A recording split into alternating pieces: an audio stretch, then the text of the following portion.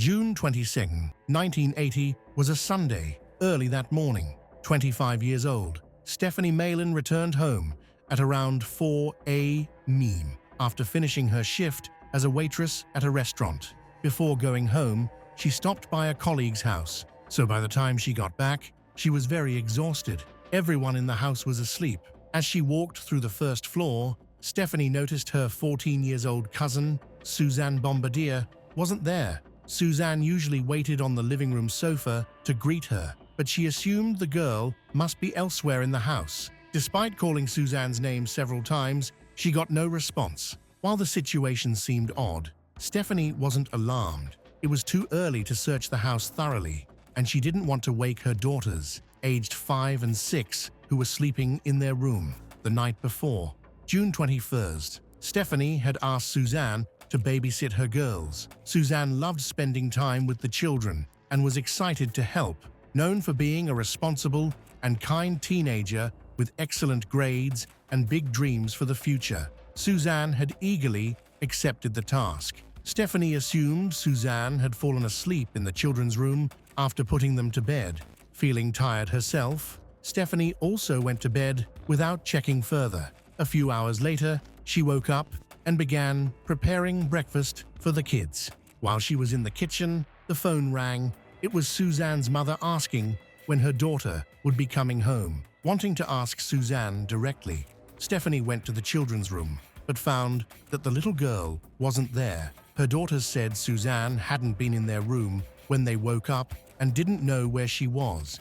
Growing concerned, Stephanie searched the entire house, from the first floor to the second, but Suzanne was nowhere to be found. It became clear that Suzanne hadn't spent the night at the house. Stephanie was alarmed. Stephanie called her own mother to inform her of Suzanne's disappearance. Both were confused, as Suzanne had always been a responsible teen. She never ran away, had no boyfriend, and certainly wouldn't leave young children alone in the house. Stephanie carefully searched for any clues about Suzanne's whereabouts, but found nothing. Realizing the seriousness of the situation, she and her mother contacted the police. Law enforcement officers arrived and began investigating. They asked when Suzanne was last seen. Stephanie recounted that on the evening of June 21st, she was preparing for her restaurant shift and asked Suzanne to watch the kids. After work, Stephanie planned to stop by a co-worker's birthday party. At around 8 p.m., Stephanie called home and asked Suzanne to bring her some clean clothes to work. Suzanne agreed and brought them. That was the last time Stephanie saw Suzanne. After delivering the clothes, Suzanne headed back home. Stephanie watched her cross the street and waved goodbye. This account was corroborated by Stephanie's daughters and her co-workers. The children confirmed that Suzanne returned home, gave them dinner, and helped tidy up their toys. They also remembered what Suzanne was wearing: a nightgown and a red robe. Suzanne wasn't dressed to go out, which suggested she wasn't planning to leave the house. After putting the children to bed, Suzanne intended to watch TV or read a pastime she enjoyed. She was supposed to spend the night at Stephanie's house and head home the next morning after breakfast. At around 1:30 a.m., while at her co-worker's birthday party, Stephanie called home again to check in. Suzanne answered promptly and reassured her that everything was fine. The children were safely asleep, and Suzanne, feeling tired, was getting ready for bed. This phone call was the last confirmed contact anyone had with Suzanne. Using eyewitness accounts, investigators pieced together a rough timeline of the incident. Suzanne disappeared within a 2-hour window between 1:30 a.m., when Stephanie last called home, and 4 a.m., when Stephanie returned home and realized Suzanne was missing. The police initially suggested she might have run away, but her mother and sister rejected this possibility. Suzanne was calm, mild-mannered, and had no history of conflict with her family or aggressive behavior. Her teenage years were uneventful, and there was no reason to believe she would have left voluntarily. Moreover, her belongings, including her bag, clothes, and shoes, were left behind. It was highly unlikely that she would have run away wearing just a robe and slippers. The possibility of a kidnapping was considered. Detectives theorized that burglars might have broken in and encountered Suzanne. either as an unintended witness or because she attempted to intervene. However, this seemed improbable. No valuables or belongings were missing from the home, according to Stephanie, and there were no signs of forced entry or a struggle. Given the lack of disturbance, detectives speculated that Suzanne may have voluntarily allowed someone she knew into the house or left with them willingly. The lack of any evidence of a struggle or violence in the home. Everything was undisturbed, added to the mystery. The children sleeping in adjacent rooms heard nothing unusual. Investigators also questioned nearby neighbors in the townhouse complex. Families in neighboring units, who might have overheard something through the walls, reported nothing suspicious. Suzanne's disappearance shocked the quiet neighborhood and became the focal point of concern throughout the district. From the start, the case appeared inexplicable, and detectives struggled to find solid leads. Authorities combed the area around the house and thoroughly searched the premises, but found no new evidence. Neighbors and Suzanne's school community were interviewed, but no one had valuable information. Residents hadn't seen any unusual people or vehicles in the area. That Sunday evening had been an ordinary night, and given the time period, CCTV cameras were not yet common. The lack of surveillance made it harder for detectives to progress, and the investigation hit a dead end. Desperate for leads, police appealed to the public for any information. They received tips from several witnesses, but none panned out. 5 days after Suzanne's disappearance, there were still no breakthroughs or new evidence. Detectives began to suspect the worst, that Suzanne may have been killed, though her family refused to accept this possibility and clung to hope that she would be found alive. In the meantime, Suzanne's family worked tirelessly to spread awareness of her disappearance. They plastered the streets with flyers and distributed them widely. Investigators examined the family's immediate environment, but found no one who posed a potential threat to Suzanne. Her social circle didn't include any troublemaking teens. Detectives also started reviewing the profiles of local criminals with histories of abuse or violent offenses, but each had a verified alibi. The case took a tragic turn on June 27th, about 100 kilometers from where Suzanne lived. A man fishing on the San Joaquin River spotted something unusual in the water. Upon closer inspection from his boat, he discovered the naked body of a girl, washed up by the riverbank near a bridge. The man immediately alerted the police. The body was retrieved and sent for forensic analysis. Although it had been in the water for several days and had begun to decompose, the decomposition was not severe enough to erase all evidence related to the case. The forensic expert determined that the girl had been abused, and her death was caused by a stab wound to the chest. The victim had no identification or personal belongings that could help identify her. Authorities began checking local missing person reports and found one from the Bombardier family that stood out. Due to the warm season and the body's exposure to water, the body had swollen, making identification difficult. Ultimately, dental records confirmed the victim was Suzanne Bombardier. The forensic team collected evidence related to the crime and made attempts to study the perpetrator, but the technology of the 1980s was limited. At the time, there was no database to compare information, so law enforcement could only file the collected evidence and continue the search. Suzanne's disappearance was later classified as a murder investigation, with two main suspects identified: a man with a history of violence who lived near Stephanie's home, and Stephanie's ex-boyfriend, who had been behaving erratically.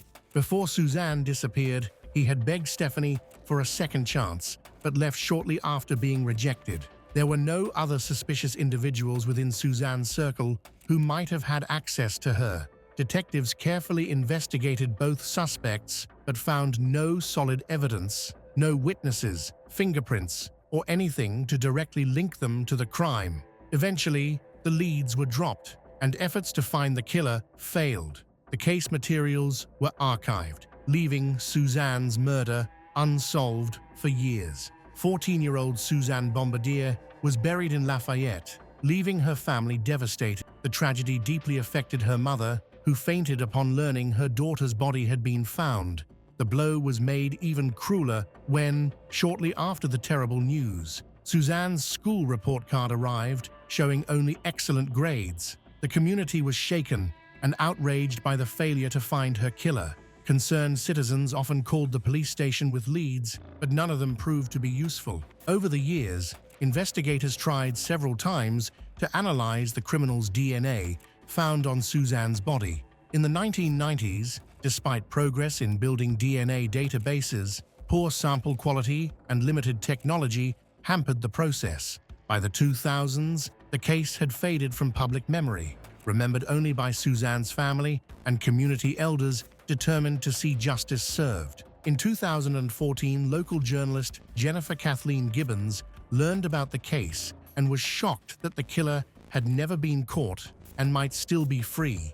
She located Suzanne's grave and started blogging about the crime, speaking in depth with Suzanne's family, residents, and retired detectives. Her regular posts reignited public interest in the case, sparking questions about why the killer remained unpunished. Although the police have not given up on the case, Jennifer's posts have increased public pressure, prompting the police to step up their investigation to find answers. In 2015, a newly formed cold case task force revisited Suzanne Bombardier's murder. Several police officers requested the sheriff's approval and resources to address this tragic unsolved case. DNA samples from Suzanne's case were retrieved from the archives, and the team, consisting of dedicated law enforcement professionals, began the challenging work of reviewing the decades-old evidence. Suzanne's case was the oldest unsolved violent crime in Antioch. The timing of the investigation was deliberate, as advancements in forensic technology could now analyze degraded or limited DNA samples, tools that hadn't been available during the original investigation. With renewed hope and determination, investigators sought to finally bring Suzanne's killer to justice. Nearly 40-year-old evidence was sent to the San Mateo County Medical Examiner's Lab, enabling investigators, for the first time, to create a complete DNA profile of the killer. Previous efforts had failed due to inadequate technology, but this time was different. In early 2017, armed with the DNA profile, investigators compared it to a database of registered criminals. To their surprise, the results pointed to Mitchell Lynn Bacon, a major breakthrough in the case. Initially skeptical, detectives conducted additional tests, cross-checking the profile with the FBI DNA database. The results confirmed a match. Mitchell Lynn Bacon, born on March 21, 1954, in a small town near Racine, California. He had lived in Antioch, where he crossed paths with Stephanie and Suzanne. He had long been a suspect in Suzanne's murder, but a lack of evidence had prevented charges until now. In 1973, Mitchell had been convicted of multiple crimes, including assault, and sentenced to 5 years in prison. Though the charges could have warranted life imprisonment, leniency was granted due to his lack of a prior record. After serving his sentence, he was arrested again in 1981 for more violent crimes and received a 24-year prison sentence. His offenses primarily involved abuse. Upon his release, he was required to register as an abuser offender, but failed to do so. This violation led to another 4-year prison sentence in 2002, officially entering him into criminal databases. When police tracked down 63-year-old Mitchell in 2017, he was still living in Antioch. He was arrested calmly as he returned from the store. Despite overwhelming evidence, he denied any involvement in Suzanne's murder. After his arrest, detectives held a press conference, announcing plans to compare his DNA to other unsolved cases. By the time of his capture, he had lived unpunished for 37 years. His methods resembled those of a serial killer, prompting suspicions that he might be linked to additional murders. For Suzanne's family, justice finally seemed within reach. One of the key obstacles to convicting Mitchell in 1980 had been his alibi. He claimed he had been with his aunt at a bar in a nearby town, far from Suzanne's babysitting location. According to him, he left the bar around 2 a.m., stopped at an intersection, visited a convenience store where the clerk recognized him, and then drove home. His aunt and the store clerk both corroborated his story, creating a plausible, albeit tight, timeline that cast doubt on his involvement. This alibi prevented investigators from conclusively linking him to the crime, even though he was considered the most likely suspect. Stephanie, however, had long believed Mitchell was involved in her cousin Suzanne's murder. As someone who had interacted with the family during their brief relationship, Mitchell had earned Suzanne's trust, a trust that tragically sealed her fate. On the night of the murder, she unknowingly let him in, unaware of the danger he posed. Stephanie had ended her relationship with Mitchell after just 3 dates, finding him unsettling. After their breakup, Mitchell began regularly visiting the restaurant where she worked, sitting at a nearby table and silently watching her without ordering anything. His alarming behavior foreshadowed the darker truth that would come to light decades later. Stephanie felt intimidated by Mitchell's behavior and chose to cut off all contact with him. However, he refused to leave her alone. He left notes on her doorstep and repeatedly showed up at her workplace, attempting to reconnect. Stephanie later learned that one of her colleagues had given him her home address. The colleague claimed ignorance of their breakup, but this act put Suzanne in danger and ultimately led to her kidnapping, abuse, and murder. In 1980, during the investigation, Mitchell was offered a polygraph test, which he agreed to take. However, the results were inconclusive. Despite multiple interrogations, Mitchell never confessed, and due to insufficient evidence, he couldn't be definitively linked to the crime. Finally, 37 years later, he was arrested and charged with murder, kidnapping, and abuse. A forensic expert couldn't determine whether Suzanne had been abused before or after her murder. The prosecutor debated whether to pursue life imprisonment without parole or the death penalty. Mitchell continued to deny his involvement in the murder. Ultimately, the prosecution opted for life imprisonment, as seeking the death penalty could result in prolonged legal battles and appeals. In such cases, defense lawyers often file repeated appeals, forcing the victim's family to continually relive the tragedy. Additionally, given Mitchell's age, it was uncertain whether he would live long enough to face execution. Once the decision for a life sentence was made, an official reconstruction of events followed. The prosecution argued that Mitchell coerced Suzanne into leaving her house since she would never have abandoned her young nieces under any circumstances. It was believed that Mitchell threatened Suzanne with a knife, forcing her to leave her home. Her family believed she sacrificed herself to protect her nieces from harm. According to the prosecution, Suzanne was killed with a knife that had a blade at least 15 centimeters long. The blade was sharp enough to pierce her heart with a single fatal strike, causing near-instant death. The prosecution also contended that Mitchell used the same knife to threaten her during the abduction. After committing the crime, he disposed of Suzanne's body. It is believed that Mitchell took Suzanne to a remote location, where he abused her and then killed her with immense force, nearly piercing her body completely. The prosecution argued that Mitchell abused her again after her death. The defense took an unusual approach. They argued, citing a state law that imposes a lighter sentence for abuse of a corpse, that the abuse occurred after Suzanne was dead, and that Mitchell was not involved in her kidnapping or murder. Instead, they claimed he found Suzanne's lifeless body and took advantage of the situation.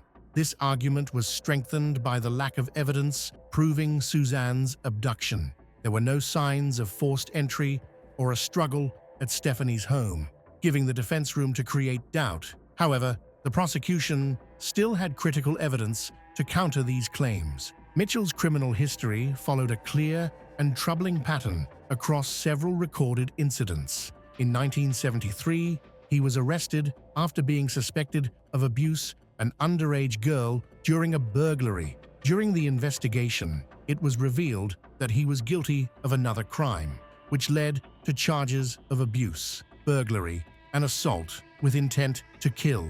Following his release, he broke into another home in a different city, where he committed robbery and abused a schoolgirl. During the assault, he tied up the victim, burned her with a cigarette, and stabbed her with a knife, Miraculously, the girl survived. The victim recalled Mitchell's unsettling behavior during the attack. He appeared to enjoy his actions immensely, humming and laughing to himself like a deranged individual. The physical and emotional scars left on the survivor required a long recovery. Prosecutors argued that the similarities between these crimes provided significant evidence linking him to the kidnapping and murder of Suzanne Bombardier. The trial for Suzanne's case was set for March 2022. After Mitchell's arrest, a press conference highlighted the persistent efforts of the detectives who had volunteered to investigate Antioch's oldest case. The police also credited the media's role in keeping Suzanne's story alive through reports published in 2015 and 2016. Authorities stressed the possibility of Mitchell being involved in other violent crimes around the U.S. In their appeal to the public, they urged anyone with information about his involvement in other crimes to contact the Antioch Police Department. They reassured people that Mitchell was now in custody and posed no threat, encouraging past victims or witnesses to come forward. However, no one responded to their call for information. The trial concluded on March 15, 2022, when the jury unanimously convicted Mitchell Lynn Bacon of first-degree murder, as well as other charges such as robbery, kidnapping, and abuse. On June 27, 2022, he was sentenced to life in prison without parole. During his sentencing hearing, a chilling revelation emerged. A former prisoner claims Mitchell confessed to systematically abusing and killing escort girls while working as a truck driver, traveling across the country for years. Authorities are currently investigating these claims to uncover evidence of these alleged crimes. However, Mitchell has denied these accusations, calling his former cellmate's story a fabrication. The search for truth continues as authorities work to determine whether Mitchell is responsible for more atrocities. Mariana Baza, a 19-year-old physiotherapy student, studied at a private university near her hometown of Bariri. Born in 2000, she was the only child of Ayrton and Marlene Forty, a couple devoted to their daughter. Her family described her as a bright, kind, and compassionate person, always full of smiles and warm words. Her love for physiotherapy went beyond just choosing a career. It reflected her caring personality and desire to help others heal and find relief from pain. Her parents were immensely proud of her dedication. At university, she was a hardworking student who managed to balance her studies with an active social life. She made friends easily, whether at school or at the gym where she worked out regularly. Mariana had been in a 3-year relationship with her boyfriend, Jefferson Biana. At 22, Jefferson was serving in the Brazilian Navy in São Paulo. The two had met in their late teens and built a strong relationship founded on mutual respect and shared aspirations. They were a loving couple, often sending each other playful messages and celebrating life's milestones together. On the morning of September 24, 2019, Mariana and Jefferson were exchanging their usual texts. While they faced challenges like any young couple, especially the distance caused by his Navy duties, they maintained their bond through calls and messages. There were no signs of any issues between them. They were happy and planning their future together. That morning, everything in Bariri seemed normal. Around 7 a.m., the sun was just beginning to rise, and Mariana was already starting her day. She was at the gym with her friend, Heloisa Passarello, fitting in an early workout to clear her mind and stay active. The gym was a familiar place for Mariana, where she often balanced exercise with catching up with friends. By 8 a.m., the workout was over. At 8:11 a.m., Mariana walked out of the gym, with Heloisa following a few steps behind. The street outside was quiet, lined with homes and a few parked cars. Mariana, carrying her phone, appeared to be checking notifications or organizing her thoughts about the day ahead, classes, assignments, and maybe a quick text to Jefferson. She was focused, with a busy schedule ahead. As she approaches the car, the camera catches her slowing down, her head tilted slightly as if noticing something unusual. At 8:12 a.m., she stopped at the front passenger side of her Volkswagen. Her tire was completely flat, so deflated it would be impossible to drive.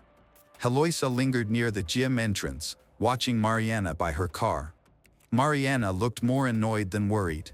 Surveillance footage showed her pulling out her phone, possibly deciding who to call for help, maybe her dad, her reliable go-to for car issues, or her cousin, who lived nearby. However, she didn't make a call, at least not right away. The street wasn't empty. The footage captured a man crossing from the opposite sidewalk toward Mariana's car. He was dressed casually in jeans and a plain shirt. However, the cameras couldn't clearly capture his face due to the distance and grainy quality of the feed.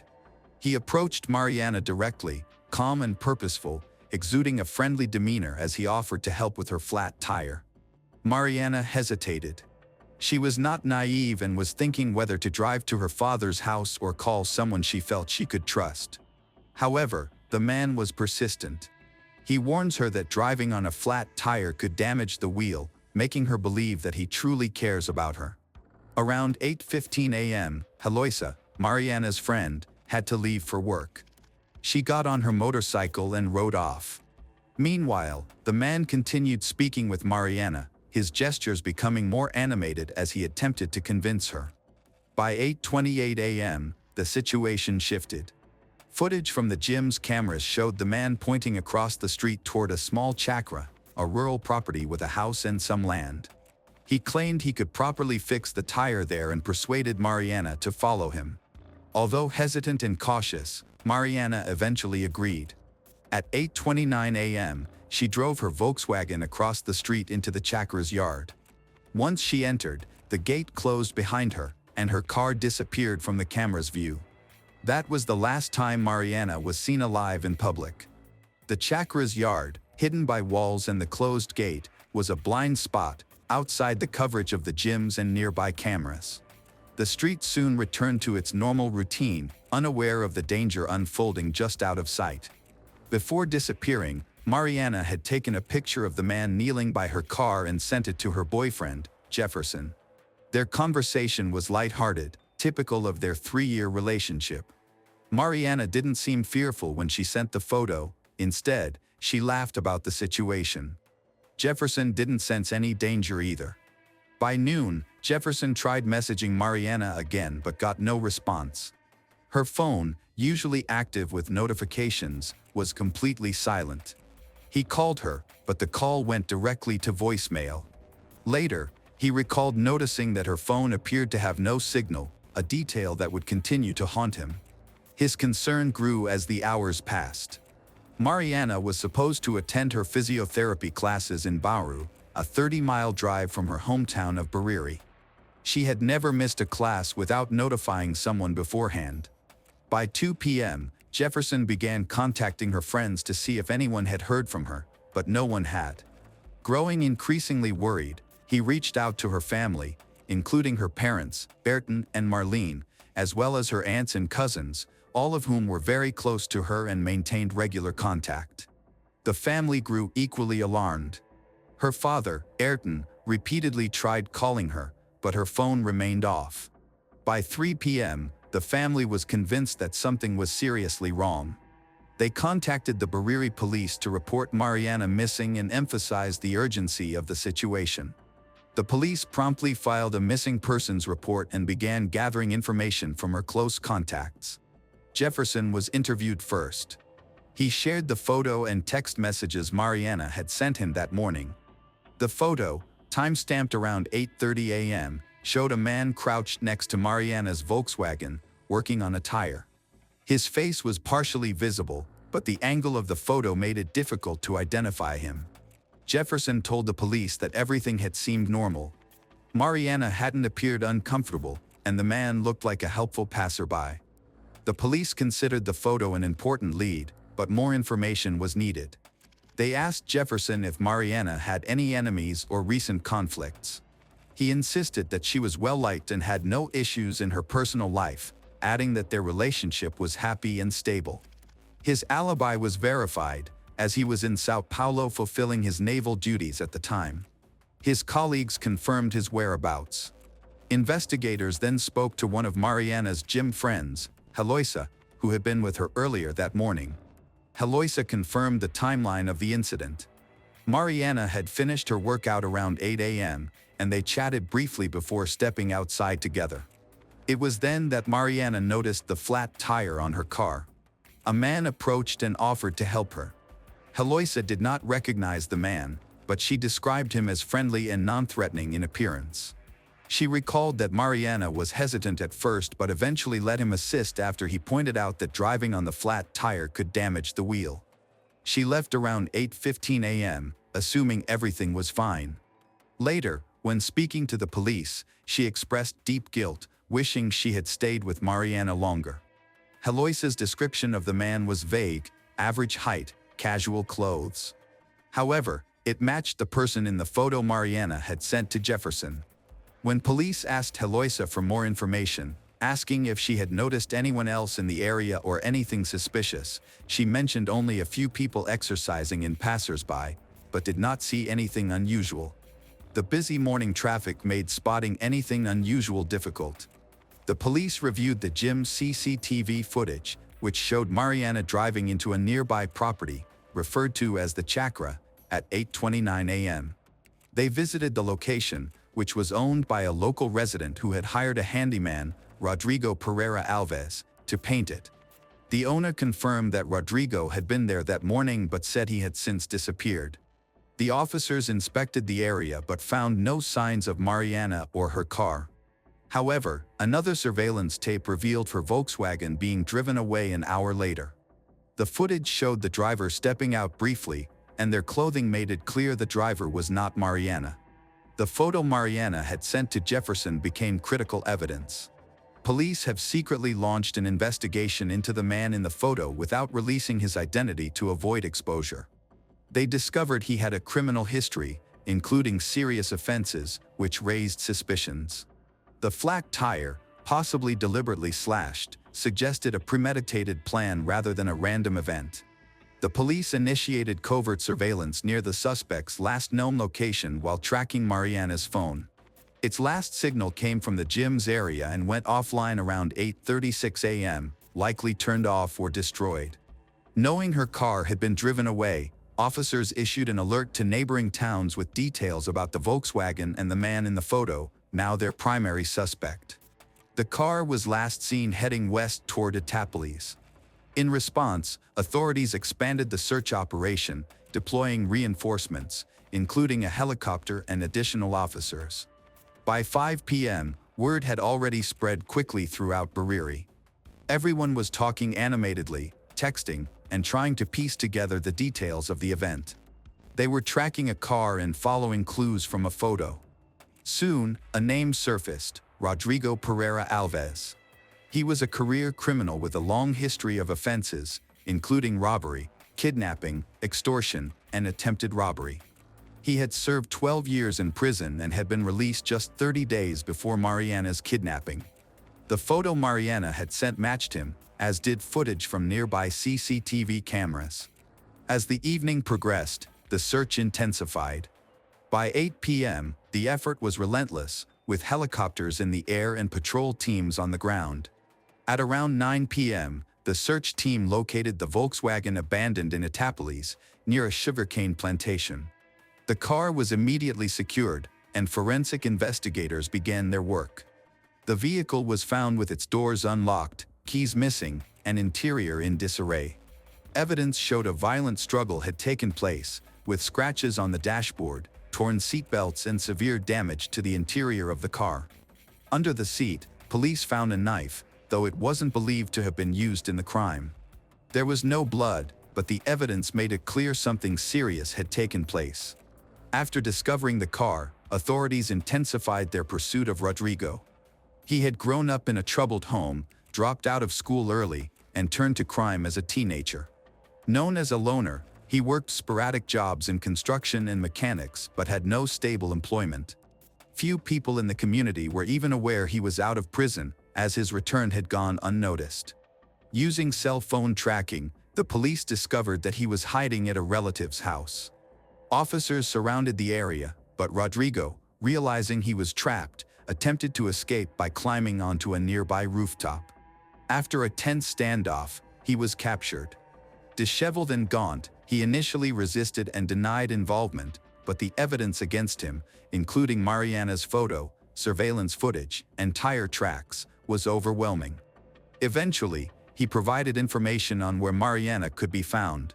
The search for Mariana led investigators back to the sugarcane plantation where the car had been abandoned. Late the next morning, they made a devastating discovery. Mariana's body was found hidden about a mile from the car, concealed among the dense sugarcane stalks. She was gagged, blindfolded, and her hands were tied behind her back. The scene was heartbreaking. An autopsy performed revealed that her cause of death was strangulation. Her injuries were severe: bruises on her arms and legs, scratches on her face, and broken fingernails, all indicating she had fought desperately against her attacker. The autopsy also investigated the possibility of abuse, though the results remained inconclusive, as further testing was required. No stab wounds or gunshot injuries were found, ruling out the knife discovered in the car as a weapon. The coroner estimated that she had died within hours of her disappearance, likely between 8 a.m. and noon on September 24th. The presence of the bindings and gag indicated that she had been restrained before her death, suggesting a deliberate and brutal act.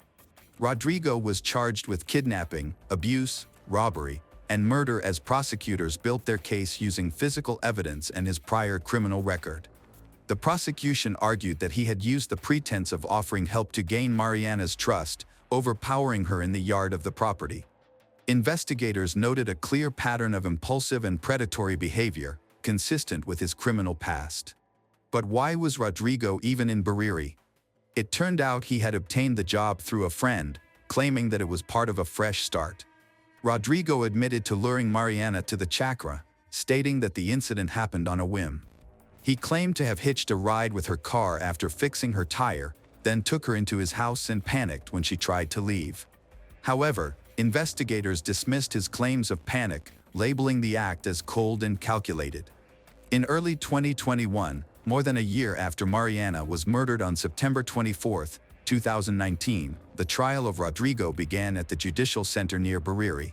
The courtroom was filled with family, friends, locals, and media outlets, all focused on Rodrigo, a 39-year-old defendant who sat expressionless in the dock.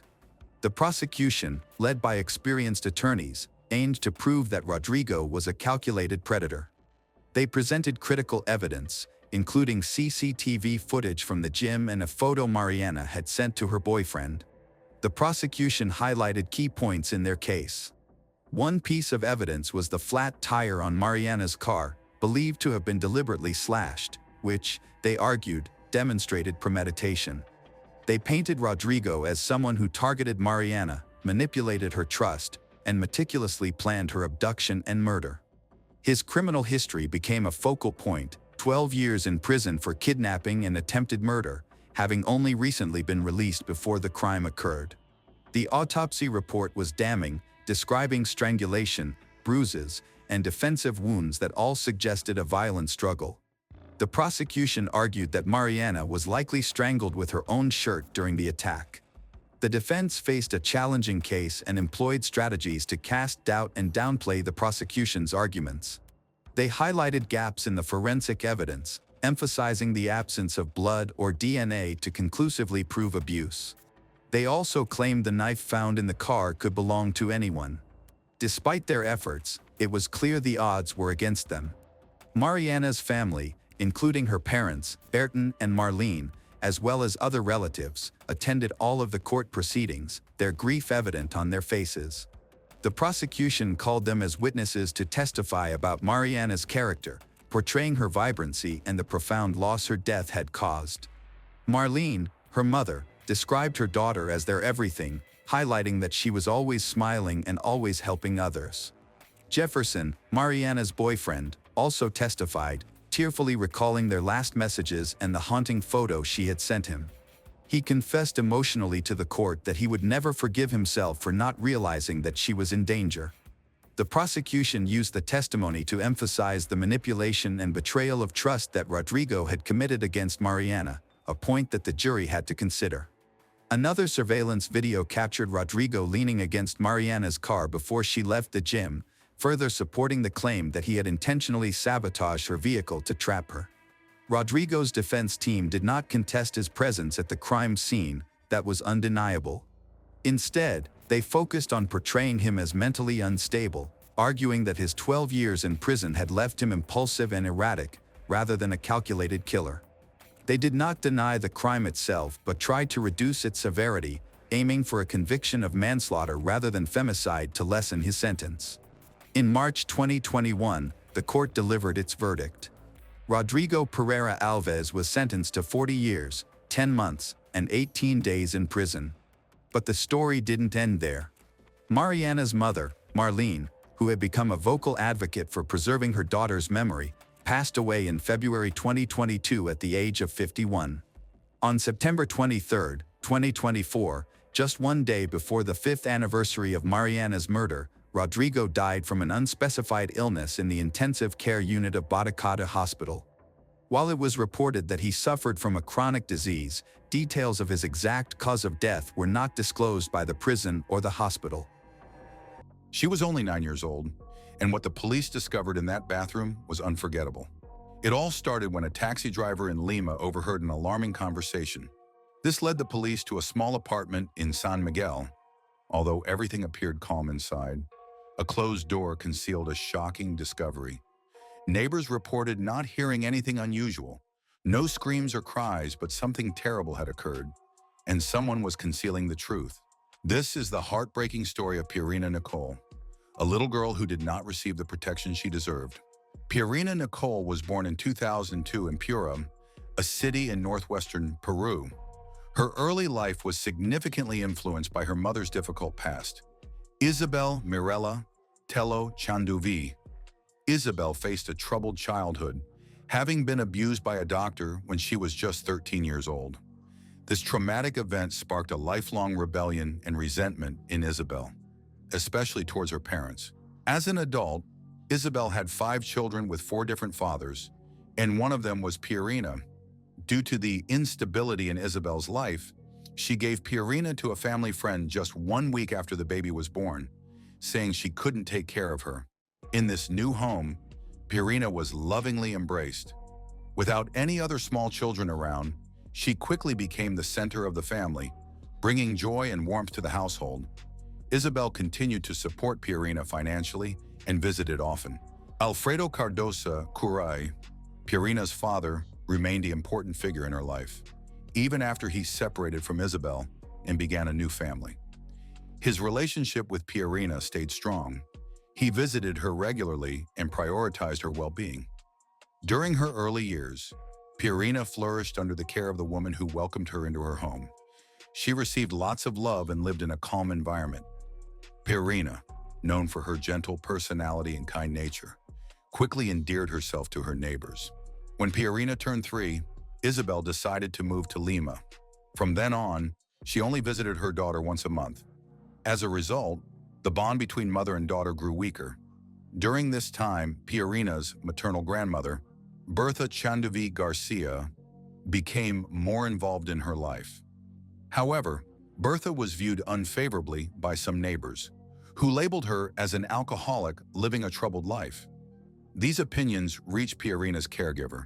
She acknowledged that even though Bertha lived nearby, they never became close.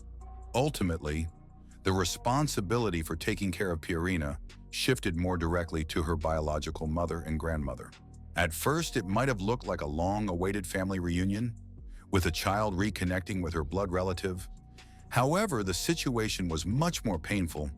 Isabel was known for her unpredictable behavior and didn't have the patience required for raising children.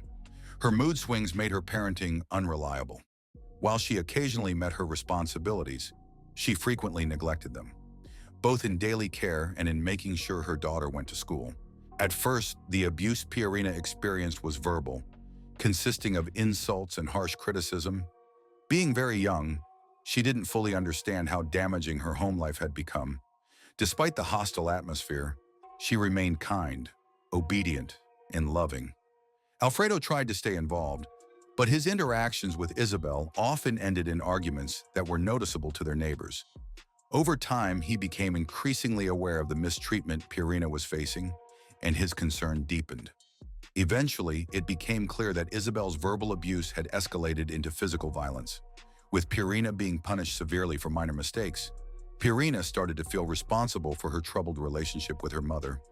Once, she even wrote Isabel a heartfelt letter for Mother's Day, expressing her love and asking for forgiveness for her supposed misbehavior. Unfortunately, this gesture did not change Isabel's behavior. Instead, the situation worsened.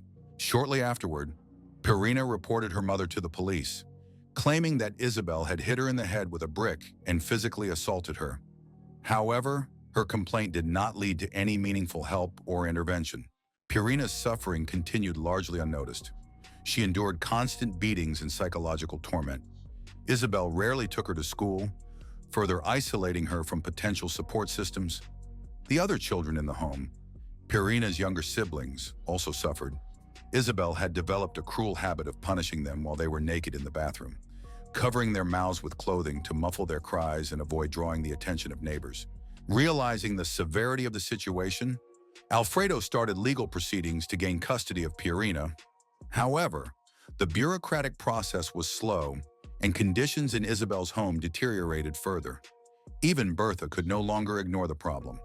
In April 2009, she took the shocking step of reporting her own daughter to the authorities for abusing Purina. As a result of these serious allegations, the authorities stripped Isabel of her custody rights and temporarily placed Purina in the care of Bertha, her maternal grandmother. While this change appeared to offer a fresh start for Purina, her circumstances did not improve. For reasons that remain unclear, Bertha did not fulfill her responsibilities as a caretaker. Neglecting to prioritize Purina's education and well-being, Purina began to miss school frequently, and her absences grew so common that neither her teachers nor classmates found them surprising. In 2010, a formal evaluation revealed that Purina required the support of a dedicated adult. The evaluation warned that if she remained in her grandmother's care, she could completely disengage from the education system. Most concerning was the report's claim that Bertha might pose an even greater risk to Purina than Isabel had. One school report indicated that from March to December 2007, Purina's attendance was inconsistent, with no explanation provided. Another report from the following year revealed that she missed over 30% of her classes without justification. A third report from 2009 showed she attended only 35 school days. A fourth report from 2010 suggested that her academic performance could improve if her attendance issues were addressed. Upon receiving this information, Alfredo took immediate action. He filed an urgent legal request for custody and included several documents to support his case. Based on these findings, the social worker responsible for the case submitted a detailed report recommending that Purina be placed in her father's custody. Despite the challenges she faced, Purina remained lively, playful, social, and cheerful. However, her emotional pain was becoming apparent. She often felt sad and shared her experiences of abuse with her teacher. At that time, Alfredo was living with his wife, and the social worker confirmed that their home environment was stable. Alfredo had always fulfilled his financial and emotional responsibilities, was dedicated to providing a better life for his daughter. His efforts began to pay off when the court granted him provisional custody, but he still needed to start legal action against Bertha to obtain full custody. On June 15, 2011, Alfredo officially filed for custody of his child. During the reconciliation hearing, Bertha refused to hand over the child. This led to several weeks of legal disputes, but Alfredo remained determined. He passed 3 psychological evaluations and welcomed numerous home visits from social services. In contrast, Bertha did not show up for her evaluations and failed to bring Purina, which raised serious concerns. In August of that year, Isabel took her daughter and relocated to Lima after Bertha made an unexpected decision to return the girl to her mother. Isabel and Purina moved into an apartment in the San Miguel district. At 31, Isabel began dating Jonathan Nieto. She had met at a nightclub, where he claims they first crossed paths during her involvement in escort. Their relationship quickly became tumultuous and violent. Jonathan frequently stayed at the apartment, which exposed Purina to their escalating fights, often resulting in physical altercations. Meanwhile, on November 3rd, the family court decided to skip the postponed psychological evaluations for Bertha and speed up the custody process in favor of Alfredo. They sent the case to the public prosecutor for a final decision. Before a final decision could be reached, Pierina's ordeal ended in a devastating way. Less than 2 weeks later, on November 14, 2011, a taxi driver in Lima picked up 2 women, one younger and one slightly older. What seemed like a normal ride quickly turned unsettling. During the trip, the 2 women started arguing, and the driver noticed their discussion was concerning how to create an alibi for a recent crime involving a young girl. When the taxi driver dropped them off at their destination, he quickly went to the nearest police station and reported the incident. The police took his report seriously and sent officers to the address the women provided. What they discovered confirmed the driver's worst fears. The police encountered a shocking scene inside the apartment. In the bathroom, they discovered a young girl named Pierina, just 9 years old, lying naked on the cold floor and unresponsive. Her body was marked by severe bruises, and her face had noticeable red blotches. While her mother denied any involvement in Pierina's death, neighbors quickly spoke up, revealing that Isabel had a long history of mistreating her daughter. Many were concerned that something tragic would eventually occur. Within hours of discovering Pierina's body and transporting it to the morgue, Isabel and her boyfriend Jonathan were arrested as the main suspects in the violent murder. The interrogation that followed was lengthy and intense, with Isabel insisting she was innocent. She recounted that on the night of the incident, Jonathan returned home drunk and had scratches on his neck, which sparked a heated argument between them. According to Isabel, after hours of fighting and yelling, Jonathan left the apartment around 6. It was at this point that she revealed she had taken out her anger, not on him, but on her daughter. She claimed to have forcibly removed Pierina from her bed, stripped her of her clothes, shaved her head, and made her take a shower. Afterward, she said she allowed Pierina to return to her room to rest. In her inconsistent account, Isabel tried to blame Jonathan first and then even accused her neighbors. But detectives did not find her credible. Her numerous contradictions and her cold, emotionless behavior shocked even the most seasoned officers. When the news of Pierina's death reached her caregiver, the shock was immense. As the reality sank in, it became clear to everyone that Isabel was to blame. Alfredo, Pierina's father, hurried to Lima as soon as he received the news. Heartbroken, he went directly to the central morgue to claim his daughter's body. Meanwhile, investigators spoke with several neighbors who confirmed Isabel's story about her activities that day. She left around midday and returned a few hours later. None of the neighbors remembered hearing Pierina cry or scream, which added to the eerie atmosphere. Along with the troubling account from the taxi driver and growing discrepancies in Isabel's statements, the judge had very few doubts about the situation. Isabel was officially charged with the murder of her daughter and taken into pretrial custody as the investigation continued. When she was brought to court, a crowd gathered outside, shouting insults at her. Reporters tried to get a comment.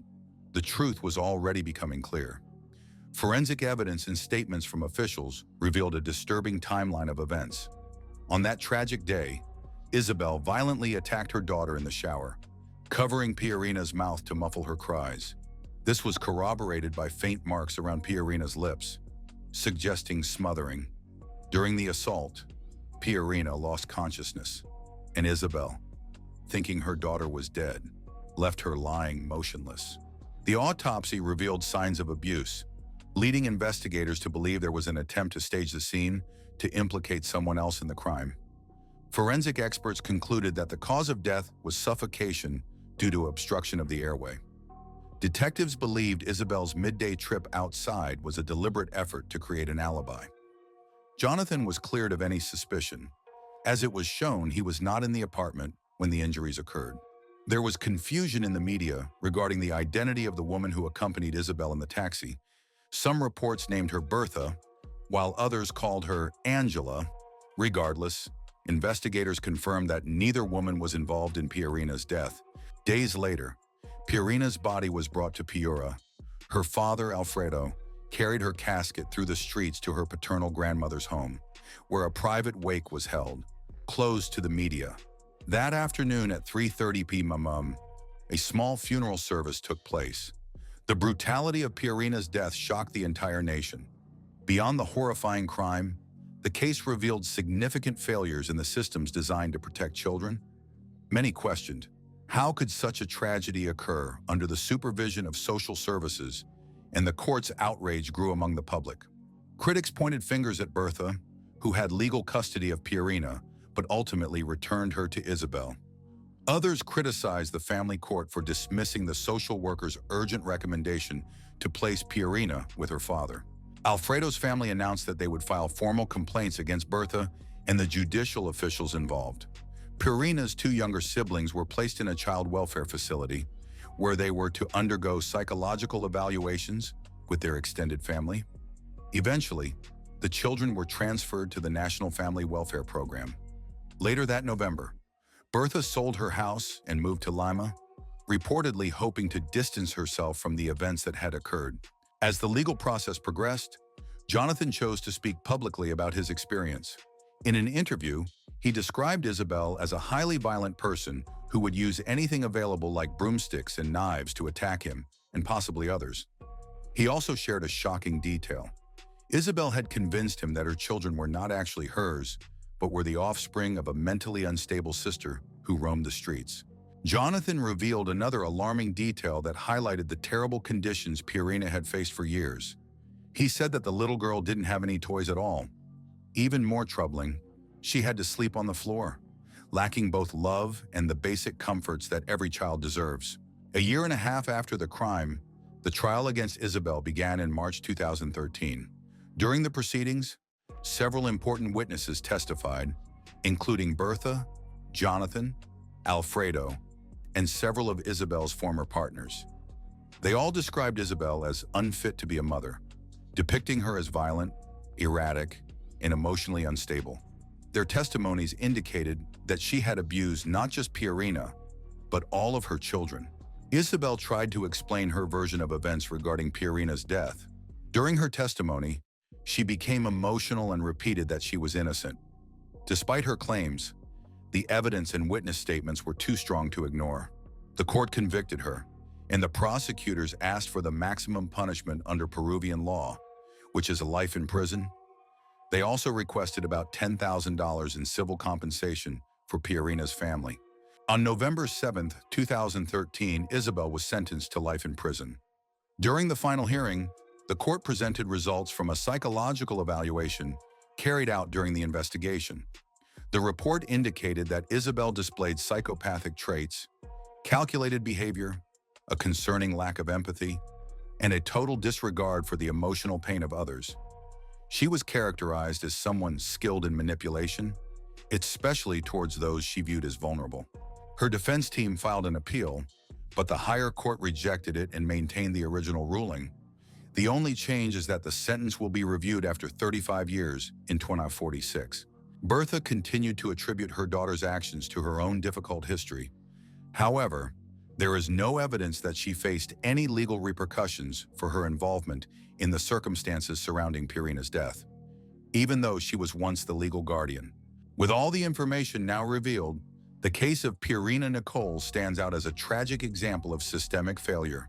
The brutal murder of Pierina Nicole, a 9-year-old girl radiant with kindness and resilience, stands as a heart-wrenching testament to the unimaginable horror of a child abused and killed by her own biological mother. Isabel Mirella Tello Shanduvi, Pierina's life, filled with love from her father and caregiver, yet shattered by her mother's relentless verbal and physical violence, ended in a tragedy that devastated Peru. Isabel's conviction brings a semblance of justice, but it cannot undo the pain of a daughter betrayed by the one meant to protect her, nor the failures of social services and courts that ignored glaring warning signs. Pierina's story is a searing call for urgent reform to ensure no child suffers such betrayal and neglect again. As Alfredo and countless others carry her memory forward, Pierina's legacy must drive a fierce commitment to protect every child's right to safety, love, and a future free from harm. Is it possible to distort a sober mind so much that a person would take up arms and go on a killing spree? Today's story shows that it is indeed possible. It is hard to find a more merciless and senseless attack. Morgan Metzer and her husband, Rodney Metzer, were inseparable, as often joked by their friends, family. They met when she was 14 and he was 17. From the moment they met, it was love at first sight. What followed was a tender, loving relationship that continued to develop until they decided to tie the knot in 2009. Morgan was just 21 years old at the time. After their wedding, they went on a honeymoon, and upon returning, both continued to build their lives, strengthen their love. However, not everything went as smoothly as they had hoped. Less than a year into their marriage, Rodney suffered his first major loss. His younger brother Kevin, who had just turned 19, died of leukemia. According to Morgan, her husband changed after that, becoming harsher and more rude. She believed that this behavior would gradually pass and that her husband would return to normal. But even after years, he did not change and instead became increasingly cruel. Rodney began to cling to her for any reason, was very demanding, and did not tolerate criticism. Despite this, Morgan remembered the beginning of their life together fondly and did not want to leave her husband, hoping that everything would work out. On March 15, 2011, they had their first child, a boy named Kevin in honor of Rodney's deceased brother. Morgan and Rodney believed that this baby would allow them to restore their relationship and make Rodney more gentle. However, Kevin was born 2 weeks prematurely with a congenital heart defect. The child lived only 18 days before passing away, never having been discharged from the hospital. This tragedy hit the young father even harder and, of course, traumatized Morgan. She later described that moment as one in which she felt as if she had fallen out of reality, so much so that she could barely remember that period. Despite the tragedy, the Metzer coped. 3 months after losing their first child, they learned that Morgan was pregnant again, this time with twins. They welcomed this second chance to become parents and hoped that things would turn out differently this time. The children were born in 2012 and were healthy. However, contrary to expectations, the tension between the spouses only grew. Morgan often communicated with her loved ones and described her relationships with them during this period as psychological abuse. For the first time, she suspected that she had been living in a delusion all these years. She began to realize that her husband was a manipulative person who cruelly controlled her. Looking back, she recognized that Rodney had always been like this. It just took time and significant trauma for his true behavior to manifest fully. Many believe that Morgan had fallen into the trap of a manipulator because of her lack of life experience. She had been with him since she was 14 and had never been in another relationship. In fact, she did not know that it could be different. The situation only worsened when Rodney lost his job. Morgan was on maternity leave and caring for the twins, which meant she could not earn money. Their financial situation became difficult. Rodney soon had to take on 2 jobs to provide for their large family. He became very tired, which only made him angrier. Morgan decided to take action. When the children grew a little, she took matters into her own hands and opened a small interior design business. Contrary to her husband's expectations, Morgan was successful. She began to earn good money. Against the backdrop of her relatives' depressed state, she even became the primary breadwinner in the household. She hired her best friend to work with her. The first confirmation of Morgan's success came in 2020 when she received an award in her hometown for the best interior design. Rodney did not support her during this time. On the contrary, he felt like a failure compared to his more successful wife. He became more jealous and angry. He escalated from psychological violence to physical abuse. This happened for the first time during one of their joint weekends when they went boating together. They had an argument on the water, and when they returned home, Rodney hit his wife several times. This was a shocking moment for Morgan, as Rodney had always spoken out against physical violence and positioned himself as a fighter for women's rights. He had always presented himself as a kind and sensitive person, even refusing to watch films that depicted cruelty to women. His punch was the breaking point. Morgan now realized with horror who she had spent most of her life with. That night, she called her father and asked him to pick her up from their lake house. When her father arrived, Rodney denied hitting her. He then fully demonstrated his manipulative nature, somehow convincing all of Morgan's friends that she had given herself a couple of bruises to make him look bad. According to him, during an argument, she would hit herself, leaving marks on her own face. He claimed that any bruises on her resulted from his attempts to stop her crazy behavior for her own good. The manipulator went further. He had been communicating with his wife for a long time and even managed to convince her that she was partly to blame for what had happened. From that moment on, Rodney began to use this tactic constantly. He influenced her and set his wife up so that she gradually began to believe that the problems and quarrels in their family were her fault. He even blamed her for his career problems. At this point, the violence against Morgan only intensified. In addition to the psychological impact, she also suffered from abuse. But this could not continue forever. In 2020, Morgan decided it was time to put an end to it and filed for divorce. This decision immediately felt like a breath of fresh air. In December 2020, the marriage was officially dissolved. Morgan decided to move on, but she could not completely rid herself of her ex-husband since they had children together. When the decision to divorce was made, they did not go to court to divide custody. Instead, they agreed on everything verbally and remained on good terms in order to spare the younger generation from further hurt. The former spouses communicated closely and even took a joint trip to Florida to visit Morgan's sister before Christmas. Morgan and Rodney insisted that although the marital relationship was over, they continued to get along well for the sake of the children. Suddenly, on New Year's Eve, Morgan was attacked.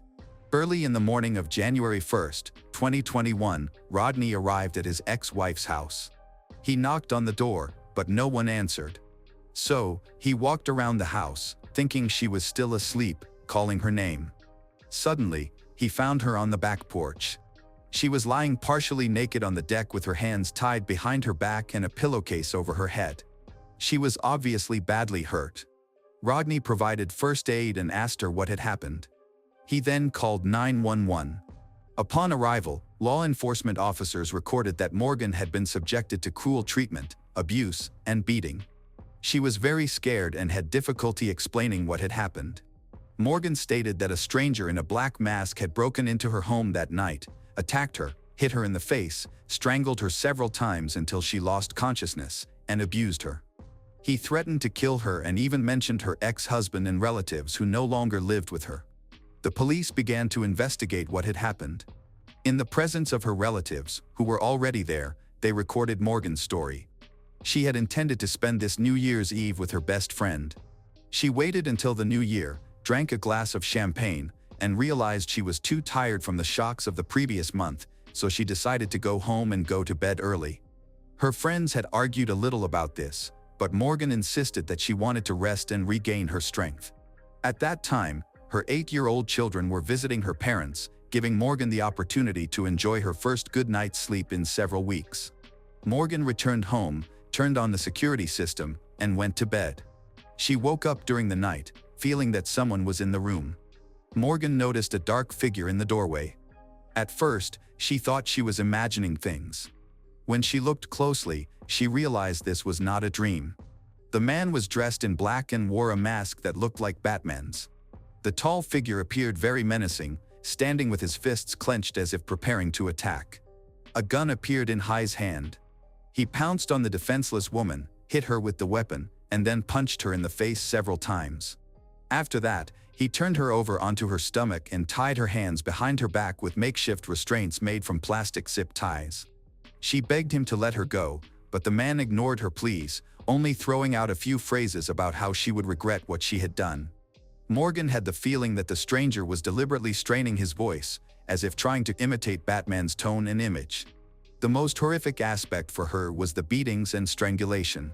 She lost consciousness several times, and each time she regained it, the violence resumed. Morgan was convinced she would not survive the night. The criminal tortured her, bringing her to the brink of death and then allowing her to breathe. This became the worst memory of Morgan's life. She even said she had an out-of-body experience because of the attack, as if she had left her body and was witnessing her own death. She abstracted herself from the events, thinking about her children and what would happen to them. She remembered that she had not even had time to write a will. Meanwhile, the beatings continued. The attacker abused Morgan while continuing to hit her in the face and head. When Morgan later recounted this to law enforcement officers, she expressed disbelief that anyone could want to do such a thing to her. However, she was sure that the voice changes and the dark clothing covering every part of the attacker's body were meant to prevent her from recognizing him, suggesting that he must have been familiar with her. Experienced detectives agreed with this assessment. It is worth noting that the criminal threatened not only Morgan but also her husband. Despite being officially divorced at this time, during another instance of strangulation, the attacker said she would miss her husband. At that moment, Morgan suspected that Rodney himself could be behind the attack. Once this thought crossed her mind, she attempted to play his usual psychological game. Instead of addressing her attacker directly, she began to manipulate his feelings, begging him not to hurt Rodney because she loved Rodney very much. As soon as she said this, the assault immediately stopped. The criminal ceased beating her, left her on the bed, and began walking around the room looking for valuables, likely to steal. When this change occurred, Morgan realized that she had managed to save her life. The criminal had completely altered his behavior and began to act not like a murderer but as a robber. He took the first thing he could find from her locker and then asked for her phone number and password. As it turned out, he was not interested in bank cards but in the security system. There were several video cameras installed in the house that recorded the attack. After rummaging through her mobile phone, he carried she out onto the back porch and left her there, telling her that she should not move until she heard 2 car horns, otherwise, he would return and shoot her. He put a pillowcase over her head so she couldn't see anything. Morgan lay in this state for more than half an hour. She didn't hear any beeps, but she decided it was better not to take any chances and continued to lie still. It seemed to her that the criminal might be hiding nearby and watching her. It is worth noting that Morgan lived in a remote area of the city, where there were few houses nearby, so she could not even call for help. When about 40 minutes had passed in this state, Morgan heard extraneous noises and footsteps. She thought that the criminal might have changed his mind and was now returning to kill her. When the steps got closer and stopped, she heard the familiar voice of her relatives. Rodney had found his ex-wife there, bound in plastic zip ties with a pillowcase over her head. It was about 2 a.m. The very appearance of her ex-husband in Morgan's house at that time seemed strange. The children were visiting their grandparents, and they had not arranged to meet. Despite the strangeness of the situation, Morgan kept herself in check. She pretended to be hysterical, did not chase her ex away, and did not accuse him of the attack. On the contrary, Morgan began to act more cunningly. She tried to persuade Rodney to stay with her, call for help, and not go anywhere. In fact, her goal was to keep the alleged criminal there until the police arrived. When the emergency services were called, several police officers went to Morgan's house. At this time, Rodney was sitting outside in his car. This seemed odd, since he was the one who found his wife tied up and beaten. It would have been logical for him to be next to her, waiting for help. Instead, he was acting cautiously and even somewhat hostile. The law enforcement officers immediately began to ask themselves the same questions that had appeared in Morgan's head. What was her ex-husband doing in the house at 2 a.m. on New Year's Eve, just 40 minutes after the attack? Rodney justified his behavior by claiming romantic feelings and mentioning a strange young man. He said he was celebrating New Year's alone and thinking about his ex-wife. When a stranger stopped in front of the window and wrote the name Morgan on the frozen glass, it seemed alarming, so he decided to call her. After several unsuccessful attempts, he decided to go to the house himself because he felt that something was wrong. Rodney lived 15 minutes away from his ex-wife, so he arrived at her house relatively quickly, and for good reason. She really needed help. Detectives soon began to assess the situation. Morgan was so beaten that one of her eyes was swollen and almost completely shut. It was obvious that she had been the victim of a brutal attack by someone who was emotionally upset or angry at her, rather than by a random stranger or a burglar. Morgan's father and brother soon arrived at the scene. It was decided to speak to everyone present separately. Once Morgan was pulled aside, out of earshot from the rest of the family and her ex-husband, she made a significant confession. She claimed that it was Rodney who had not attacked her and was now posing as her savior to divert suspicion away from himself. The victim described the sequence of events in detail, including the moment when she began to profess her love for her ex, after which the beating abruptly stopped. She insisted that she recognized her ex-husband's touch, for example, when he lifted her from the bed to carry her to the porch.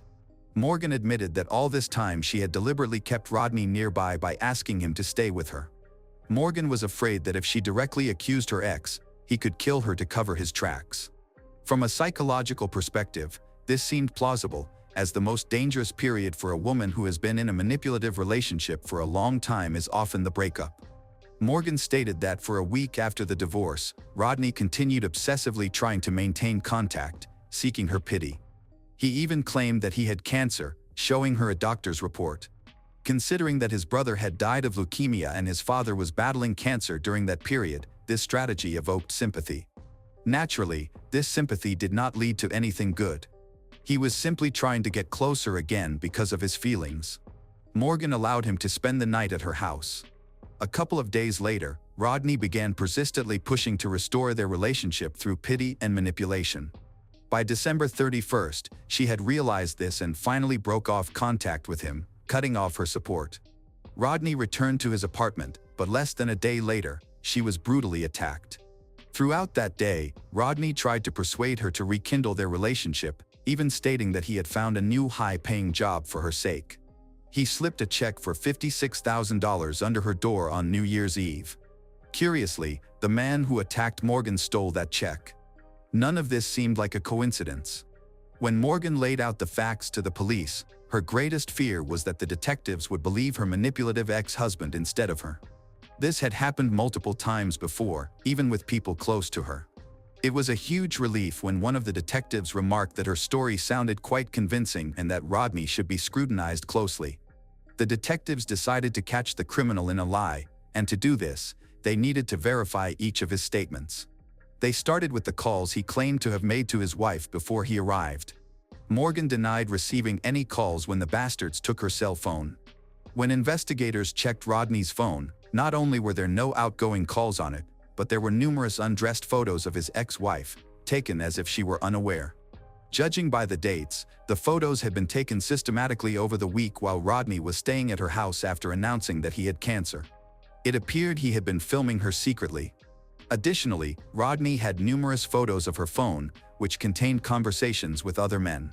All this looked like stalking and confirmed the words of Morgan. When Morgan was asked about the photos, she stated that she had no idea about them and had not given permission for them to be taken. This alone was reason enough to bring charges, as it was considered a serious invasion of privacy. Rodney was detained and told outright that he was the assailant. He acted as if this was absurd. After checking Morgan's mobile phone, the police discovered that the criminal had deleted all the footage from the CCTV cameras in her home.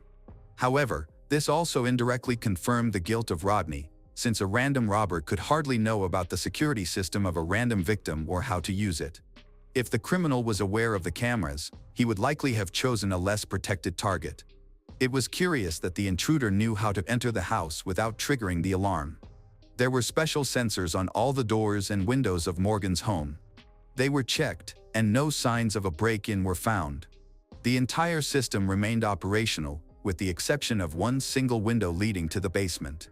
As it turned out, the intruder had entered through this window. The switch was moved so that it did not work. Presumably, Rodney moved it on purpose while living there after the divorce, as he was planning an attack. The day after the arrest, the police received a search warrant for the suspect's home. When checking for sources of information, they found even more circumstantial evidence. Rodney's browser history was full of disturbing queries, such as, "How much do you have to strangle a person to make them lose consciousness but not die?" and "How to change your voice." He had read an entire book about various psychological techniques for influencing women, titled, "7 Ways to Be a Hero to Your Wife." The doctor's note that confirmed Rodney's cancer diagnosis turned out to be fake. He had created a fake email account specifically to send himself a report from a fictitious doctor. During interrogation, Rodney found excuses for every suspicious fact that the police uncovered.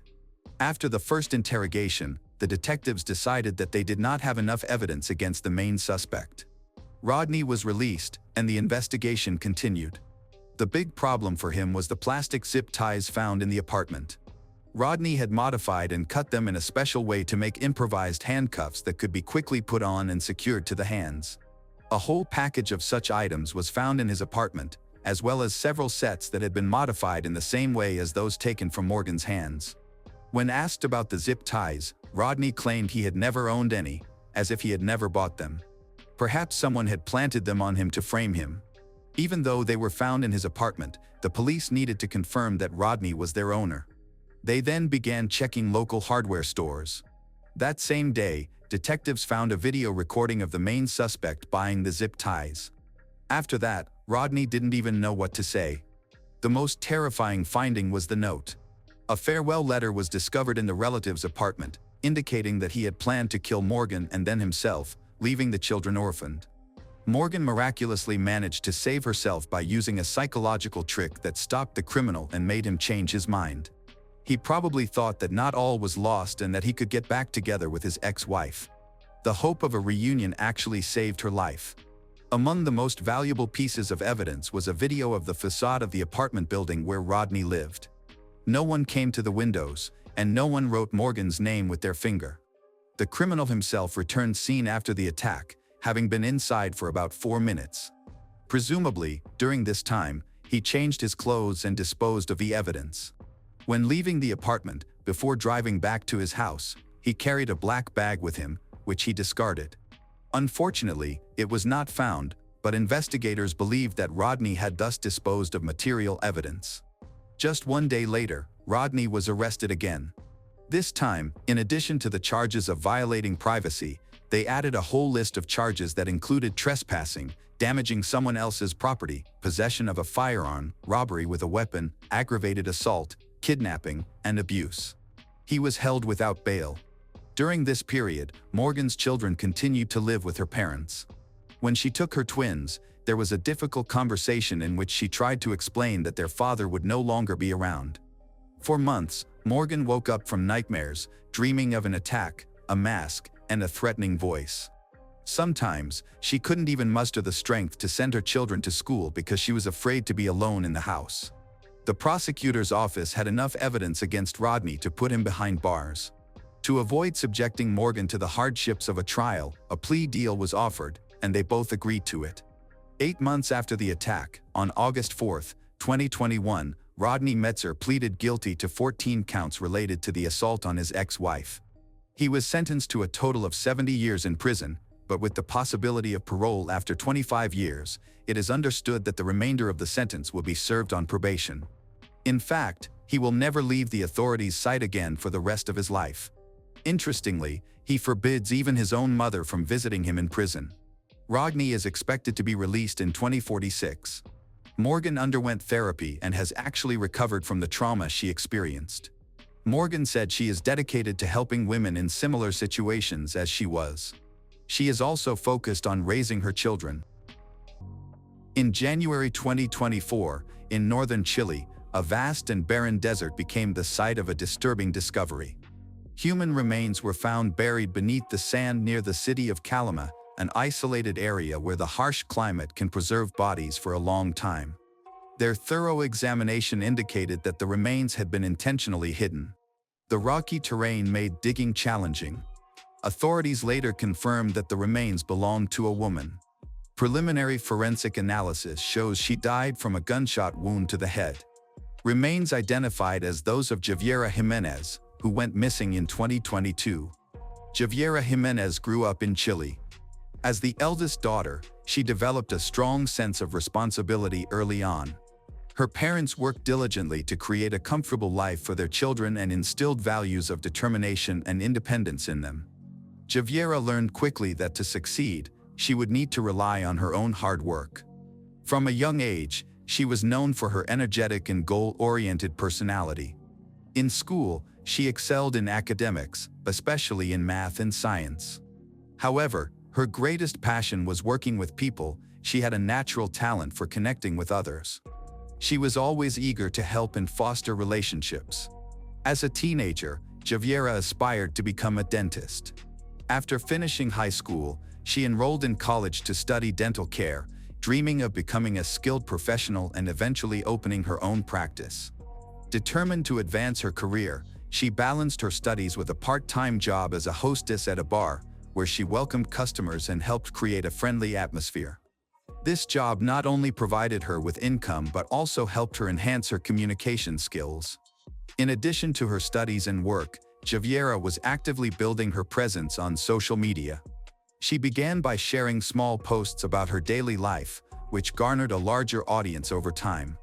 She collaborated with local brands to promote clothing, cosmetics, and other products. Her charm and engaging personality quickly made her blog popular.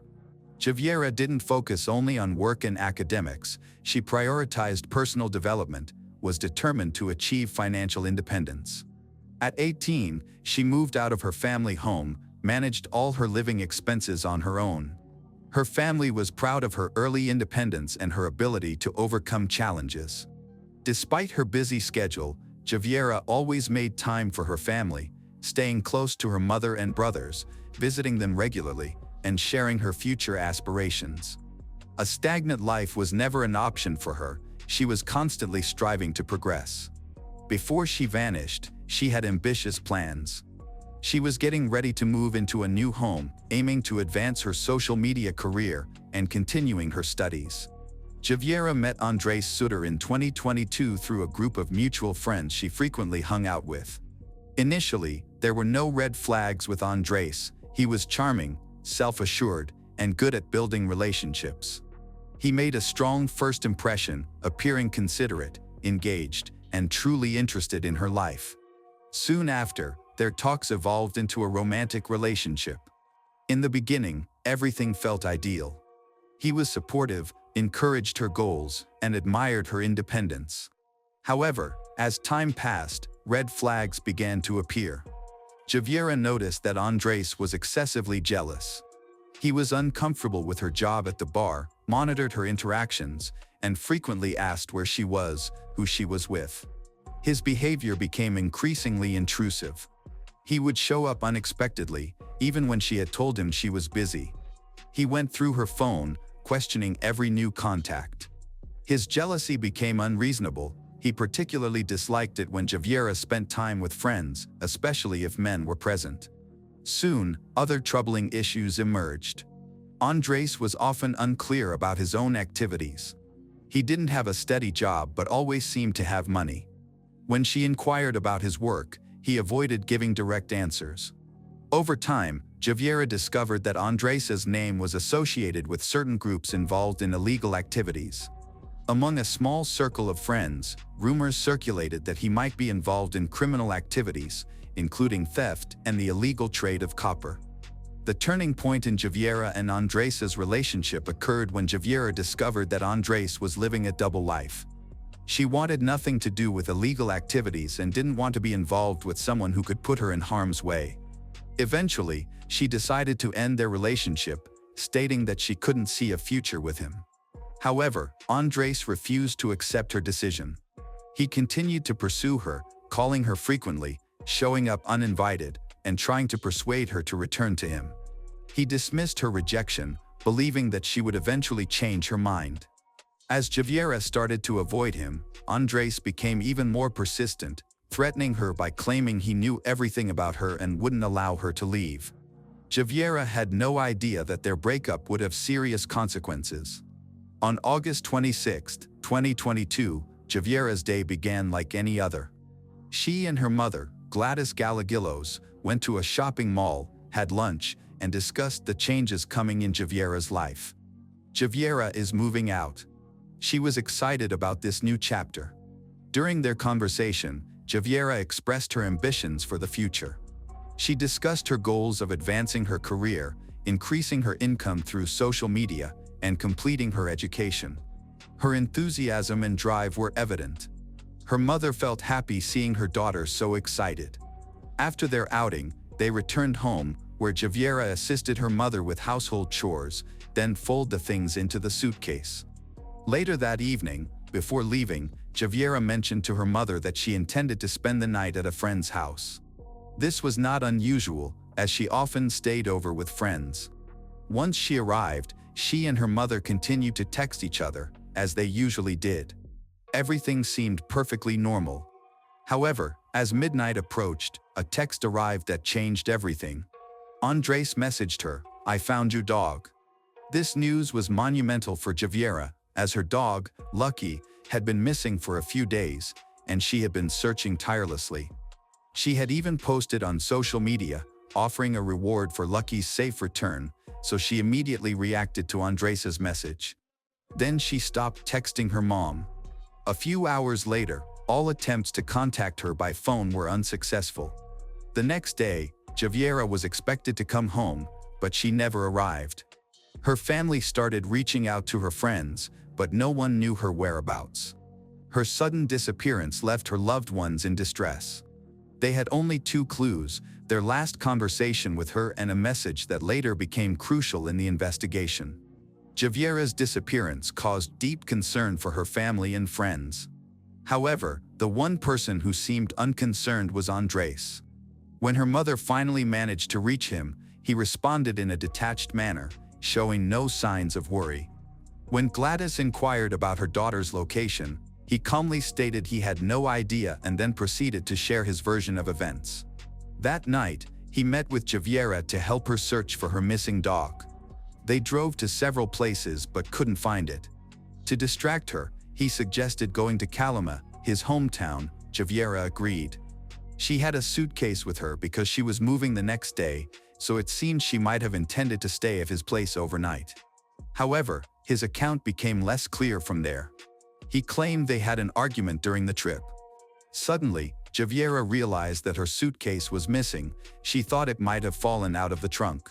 Distressed, she insisted they go back to look for it. According to Andres' testimony, he left Javiera at the entrance to the city of Calama while he returned to retrieve a suitcase that fell out of the truck they were both traveling in. This version of events was confusing. Javiera was supposedly left alone on a highway at night, far from the city, without a way to get home or call for help. However, Andres made no effort to persuade her to return to the car, nor did he check if she was safe. Gladys immediately sensed something was wrong with his account. When she pressed him for details, Andres began to contradict himself. At first, he said he had dropped her off near Calama, then he changed it to somewhere on the way back to Antofagasta. He couldn't remember the exact spot, which raised further suspicion. When Gladys asked why he hadn't called her or any of Javiera's friends to inform them that he left her alone at night, Andres hesitated. He said he thought she was just upset and would find her way home. A few hours later, he altered his story again, claiming that he had been in a car accident after leaving Javiera. He said another car had collided with his from behind, and he went to the hospital for a checkup. This, he explained, was why he didn't go back to look for her. Late Saturday night, almost 24 hours after Javiera went missing, her mother received an unexpected and concerning message from an unknown number.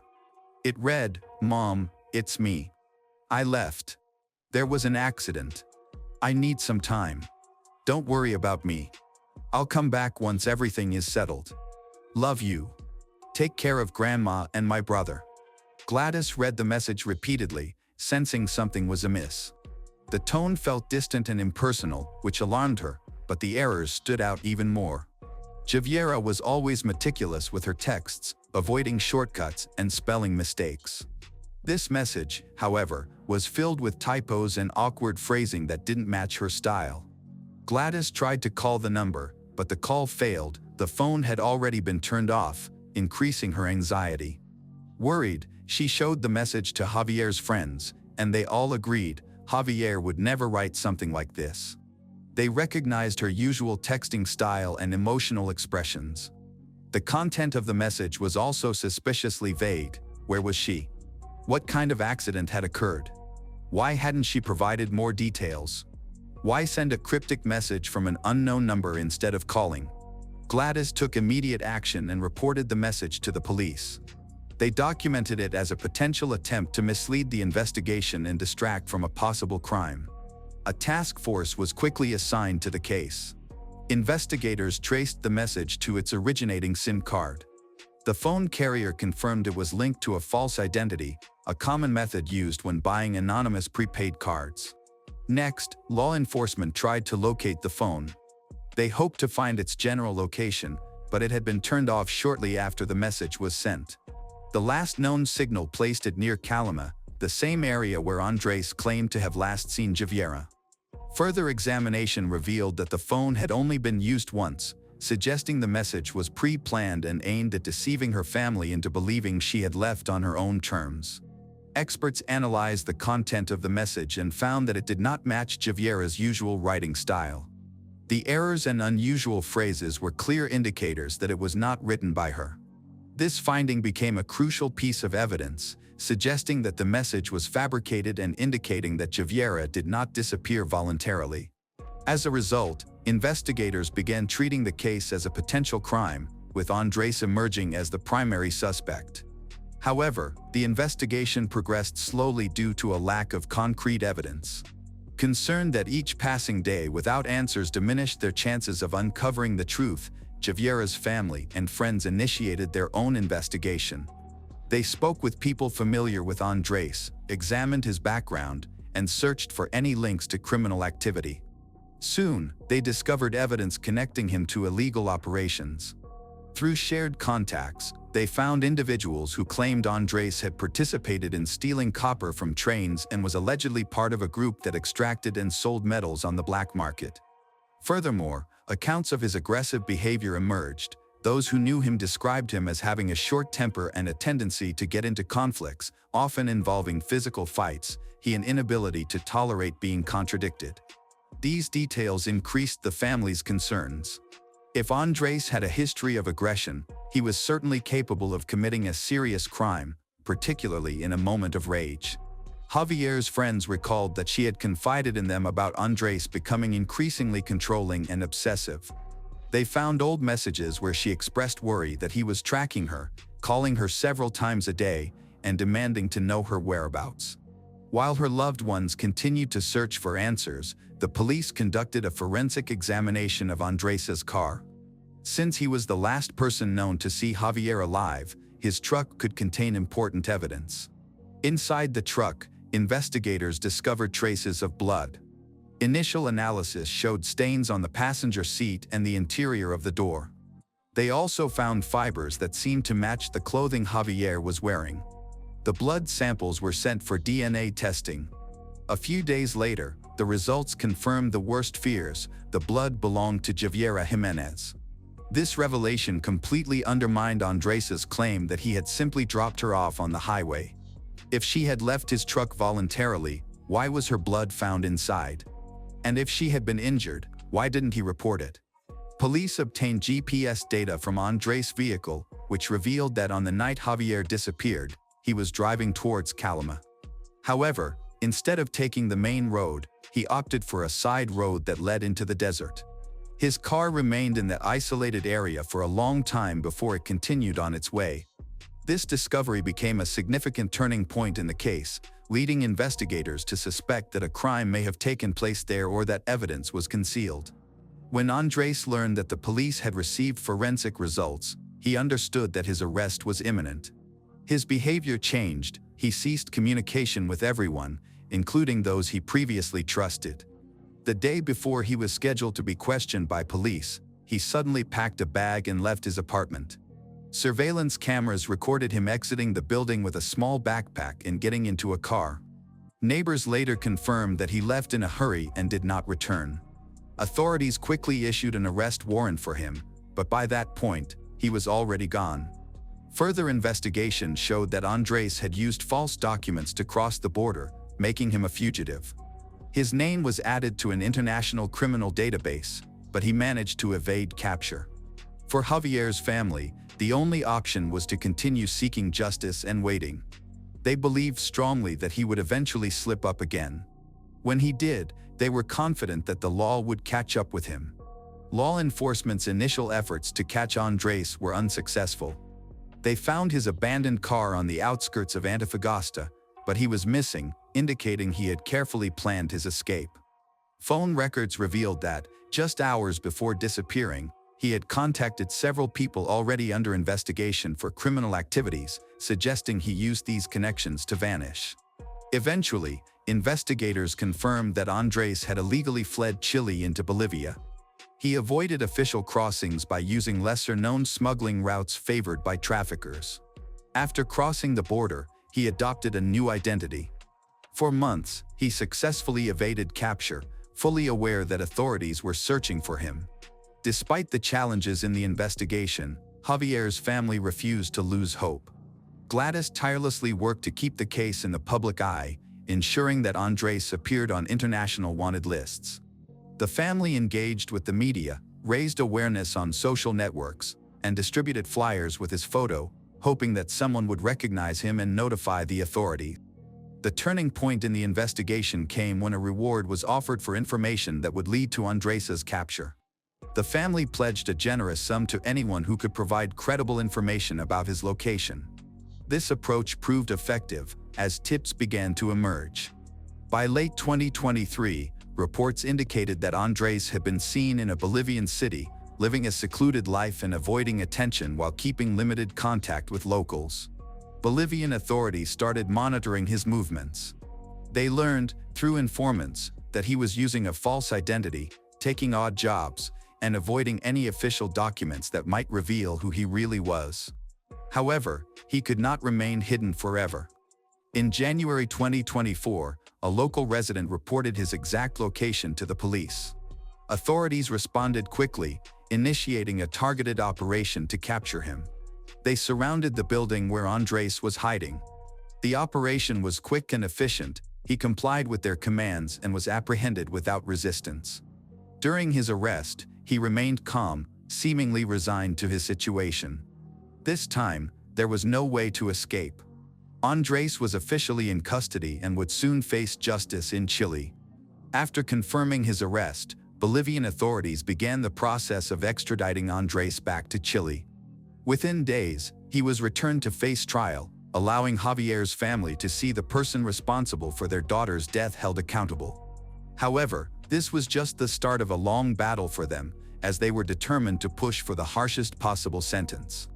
Once in Chile, Andres was placed in a detention facility, marking a new phase in the investigation. With the main suspect in custody, authorities had a chance to uncover the answers they had sought for over a year and a half. Initially, he refused to cooperate, denying any involvement in Javier's disappearance. However, investigators were ready, armed with evidence linking him to the crime. As the pressure increased, he eventually admitted. His confession lacked any sign of remorse or justification, delivered as if stating a simple fact. He neither portrayed himself as a victim nor showed any regret, maintaining a disturbingly calm demeanor as he spoke. The information he provided directly contradicted his earlier statements. He confessed that he hadn't originally intended to harm Javier, but after she refused to reconcile and ended their relationship for good, he made a choice he never planned to take back. He tricked her by claiming he had found her lost dog. Trusting him and unaware of what was about to happen, she agreed to meet him. He stated that the crime occurred late at night on a deserted highway. He stopped under the false pretense of looking for a missed suitcase that he claimed had fallen from the trunk. When Javier got out of the truck, he struck her with a fatal blow. Afterwards, he drove further into the desert, dug a shallow grave, and buried her body, thinking that the harsh environment would eliminate all evidence. The day after his confession, investigators began searching for the burial site using the coordinates given by Andres. In mid-January 2024, they found human remains in a shallow grave covered with sand. Now, forensic specialists begin the identification process. A few days later, forensic tests confirmed that the remains were indeed those of Javiera Jimenez. Although the search had ended, the fight for justice was just beginning. His family urged the court to impose the harshest sentence possible on Andres. After his confession, the case was brought to court. There was no doubt about his guilt. His own words, along with the evidence and the discovery of Javier's body, made that clear.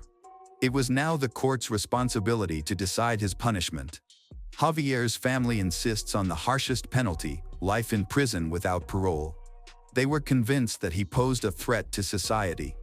For Javiera's mother, true justice guaranteed Andres will never have the chance to re-offend. The prosecution presented all relevant evidence in court, with experts confirming that the crime was premeditated.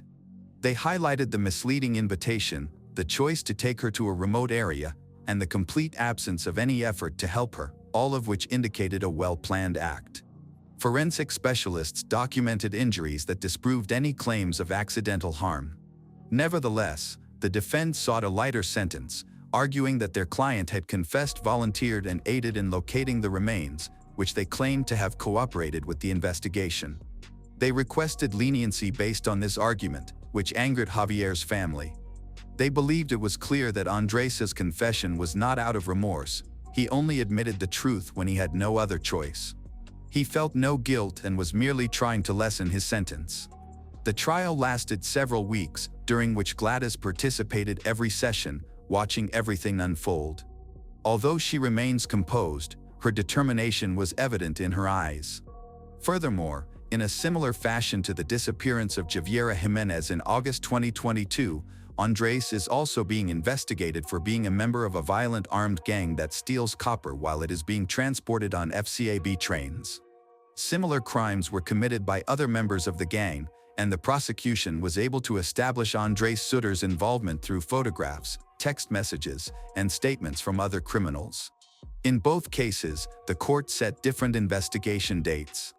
For the murder, he was sentenced to 90 days, and for the armed robbery and the copper cathode theft, he was sentenced to 60 days. In addition, Andres remains in custody awaiting trial. Hello everyone, today we will learn about another case. The case of Gemma Mitchell. In June 2021, a devout Christian, Mi Kun Chong, also known as Deborah, disappeared without a trace. Her friends had no idea what to do in this situation, as it was extremely out of character for her, especially since Deborah was vulnerable, a weak woman who could not stand up for herself. Just when the investigation began to gain momentum, a heartbreaking discovery was made. A long series of CCTV footage led the authorities to a cold-blooded killer. This crime story happened quite recently in the UK and tells the story of one of the first women whose sentencing was broadcast live on television. All happened in northwest London, where 67-year-old Deborah lived in her home. She was born and raised in Kuala Lumpur, Malaysia, but later moved to the Wembley area of the UK in 2004. She lived alone and shared her two-story house with a tenant. Deborah was a parishioner of the Emmanuel Church Center, located about 6 miles from her home. Being a pious woman, she regularly attended church services. Neighbors described Deborah as a cheerful, active, but slightly eccentric older woman who regularly visited her neighbors' houses for tea and company. As Deborah was a believer and a frequent churchgoer, she met many people over the years, which helped her fit in and become part of her local Wembley community. However, not all was well in her life.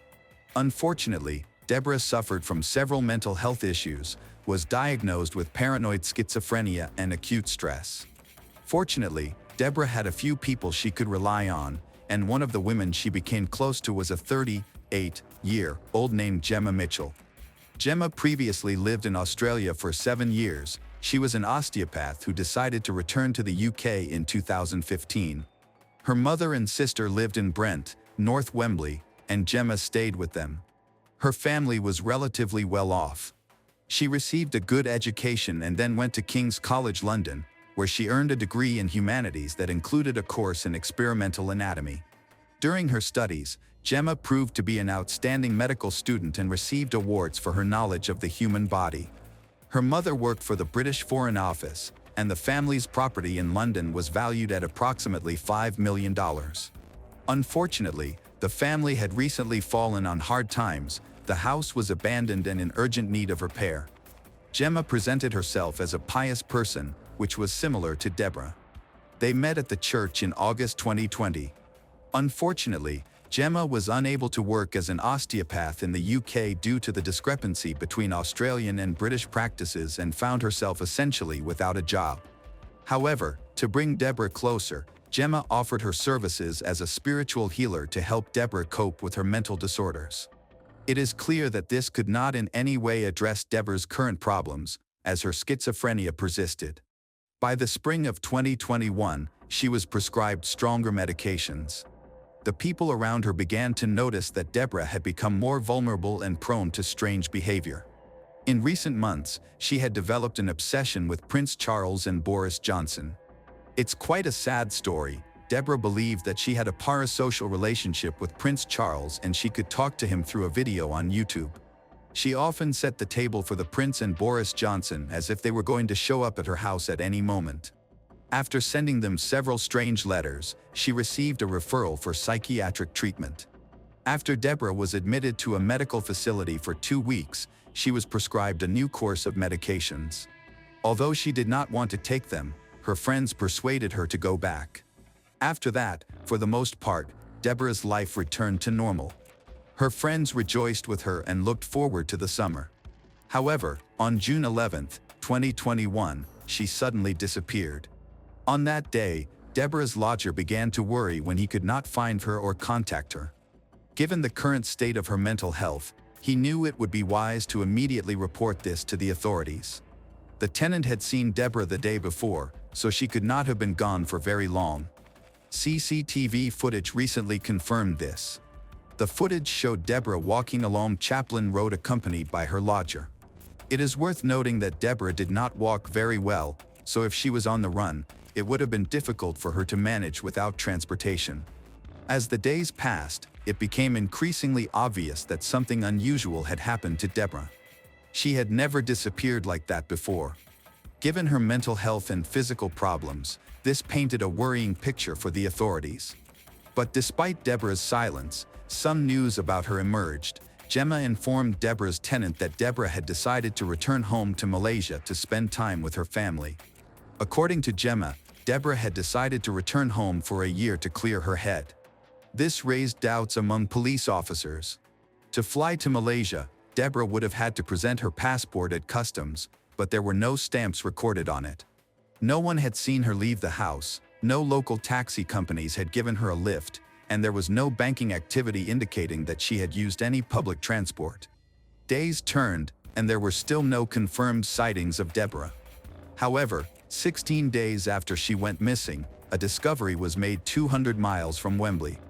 There was a small coastal town called Salcombe. It has beautiful beaches and lovely nature. Many people visit this area as tourists. One woman who came to discover the beauty of new places found much more than she expected. On June 27, 2021, the woman was walking with her family along Bennett Road in Salcombe when she saw a nightmarish scene as she descended the old steps. Nearby lay a decomposing body, and the head was missing. The authorities were immediately called, and upon their arrival, forensic experts found that the body had been dumped along with a church business card and excerpts from the Bible. They soon became known that the body belonged to Mikun Chom. Due to the state of decomposition, an autopsy was unable to determine her exact cause of death. However, it could be said with certainty that she was missing her head. Injuries consistent with an assault were found on her body. Pathologists also believed that Deborah had been dead for about 2 weeks, which was consistent with the time of her disappearance. With the case now classified as a murder, investigators stepped up their efforts to find Deborah's killer, and surprisingly, it didn't take them long to find a potential suspect. CCTV footage from around Deborah's home revealed some very disturbing movements. As officers checked all the friends who knew Deborah, they began to focus on her life. Deborah would periodically hold seances in her garden, and Gemma was often with her. Friends reported that Deborah repeatedly mentioned that Gemma and Jesus healed her. These two women had previously been friends, but at least a week before Deborah disappeared, they may have quarreled over money. This theory was taken into consideration by the officers. Working in the field of osteopathy in Australia, Gemma stated on her professional website that she focused on the genetics of anatomy and the dissection of human cadavers. However, after she returned to England in 2015, she was no longer able to continue her professional life as a result of her circumstances. Gemma worked nowhere else, although she lived with her mother in their old family home in Brent. According to eyewitnesses, the rooms were filled with broken furniture and rubbish. Some rooms were impossible to enter. There were boxes and suitcases, freezers full of food, old mattresses, and building materials everywhere. The kitchen was described as very dirty, with various remains of rotting food on the stove and torn food packaging. The second floor of the house was under renovation. The walls and ceilings were unfinished. There was no roof. The bathroom was stained and in very poor condition. Overall, the whole house looked terrible. Maybe this house was the cause of the conflict between Deborah and Gemma. According to the collected messages, to renovate Gemma's family home, Deborah was asked to give her 200,000 British pound, and Deborah promised her this. However, after a while, Deborah advised Gemma to sell the house and enjoy the money because life is too short. In a subsequent message, Deborah told Gemma that further repairs and construction would cost a lot of money, which Deborah had nothing for. And from that moment on, the relationship between them deteriorated. Over the next few days, Gemma became more and more persistent and aggressive towards Deborah. On June 8, 2021, Deborah finally got tired of listening to Gemma's complaints and sent her an SMS in which she wrote, "Until you resolve the issue with the house, I do not want you to come to me. I am experiencing stress from your presence." Just 3 days after this, Deborah disappeared. Fortunately, many surveillance cameras filled in all the gaps and allowed law enforcement to create a clear picture of what happened. At 6:15 a.m. on June 11th, Gemma was seen leaving her abandoned house with a large travel suitcase and a backpack on her shoulders. At that time, she was wearing a hat. By 6:40 a.m., Gemma had already changed her clothes, covered her face with a mask, and put her backpack inside the suitcase. In this CCTV footage, Gemma can be seen moving towards Deborah's house. At 7:56 a.m., she took off her hat. However, she could still be seen with the suitcase and mask on her face. Presumably, Deborah was tragically killed in the next 4 hours, because at 12:05 p.m., Gemma was again caught on CCTV, this time carrying 2 suitcases. They both seemed quite heavy as she struggled to carry them. The smaller suitcase most likely contained personal belongings and Deborah's financial documents, which Gemma needed for her further actions, as she intended to use them to create a will. Then, she called a taxi to take her with the 2 suitcases to the right address, but Gemma had to wait for the car for 40 minutes. It was only at 4:15 p.m. that she returned home with a large blue suitcase. Later that evening, Gemma went to a hospital located in the center of town for treatment of a broken finger. She told the doctors that she accidentally pinched her finger in a door. In the following days, in an attempt to cover up the crime, Gemma sent several fraudulent emails to a missing persons charity, and she sent a message to Deborah's tenant to say that the lady of the house had gone to Malaysia to visit relatives. Now, let's fast forward a few days and see that Gemma is on the move again. On June 26 at 8:05 a.m., a CCTV camera across the road from her house recorded Gemma booting up as she had rented a car from a car rental company the night before. On the way to Salcombe, she stopped at a gas station, where a surveillance camera captured her entering the store. After this, Gemma drove another 200 miles southwest to a coastal town. She parked her car near Bennett Road at about 9:12 p.m., where she found a secluded spot to dump the body. She was seen leaving the area 41 minutes later by the same camera. Now, despite being caught on several surveillance cameras, Gemma thought her plan had worked out well. However, there was one part of her carefully thought out scheme that even she couldn't predict. On the way back to London, her rental car had a ruptured inner tube, so Gemma had to stop at a service station and call a repairman to change the tire. This man still remembers his strange encounter with her. She seemed confused and bewildered, insisted that he not climb into the trunk of her car, not to mention putting a tire in there. Additionally, she wanted to keep the old flat tire. The repairman also noted that the car had a strange, heavy, and musty smell, as if someone had been sleeping in it without any ventilation. Unfortunately, he didn't know this at the time, but the car smelled of death when he had her tire fixed. Gemma returned home, where she returned the Volvo and threw the blue suitcase on the roof of a barn belonging to one of the neighbors. The very next day, Deborah's decapitated body was found. The authorities would need another 5 days to find her head. All these clues naturally pointed to Gemma, and the authorities decided to pay a small visit to her 15 minutes before midnight, taking her into custody. Gemma was immediately handcuffed, and the police began to search the house, looking for evidence that could link Gemma to Deborah's murder. As a result, Deborah's personal belongings and financial documents were found, as well as a fake will from Deborah that had been created on a computer. In this will, Gemma named herself and her mother as the beneficiaries of Deborah's entire estate, which was valued at the time at approximately £700,000. Gemma's first official interrogation was held 2 days later and was filled with a whole host of evidence, questions that Gemma did not answer. There are a great many surveillance cameras in modern London, and the fact that Gemma thought her journey with a heavy suitcase containing Deborah's body would go unnoticed did not work. Apparently, Gemma became more open during the interrogation and realized that she had no hope of justifying herself. Thus, during the first and subsequent interrogations, she remained silent, refusing to provide her version of events. Despite her refusal to cooperate with the investigation, the trial of Gemma Mitchell began a year later. On October 11, 2022, Gemma Mitchell not only denied killing Deborah but also refused to testify in her own defense.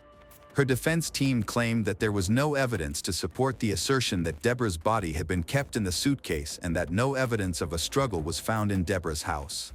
Additionally, no weapon was discovered that could have separated the head from the body. But still, the motive for this crime was alleged to be money. The prosecution claimed that Gemma killed Deborah in order to forge a will and obtain money for home repairs. A notable level of heartlessness was revealed when it was noted that in the period between the murder and her trip with Deborah's body in the suitcase to Salcombe, Gemma went on a date with someone she had met on the internet at the London Zoo.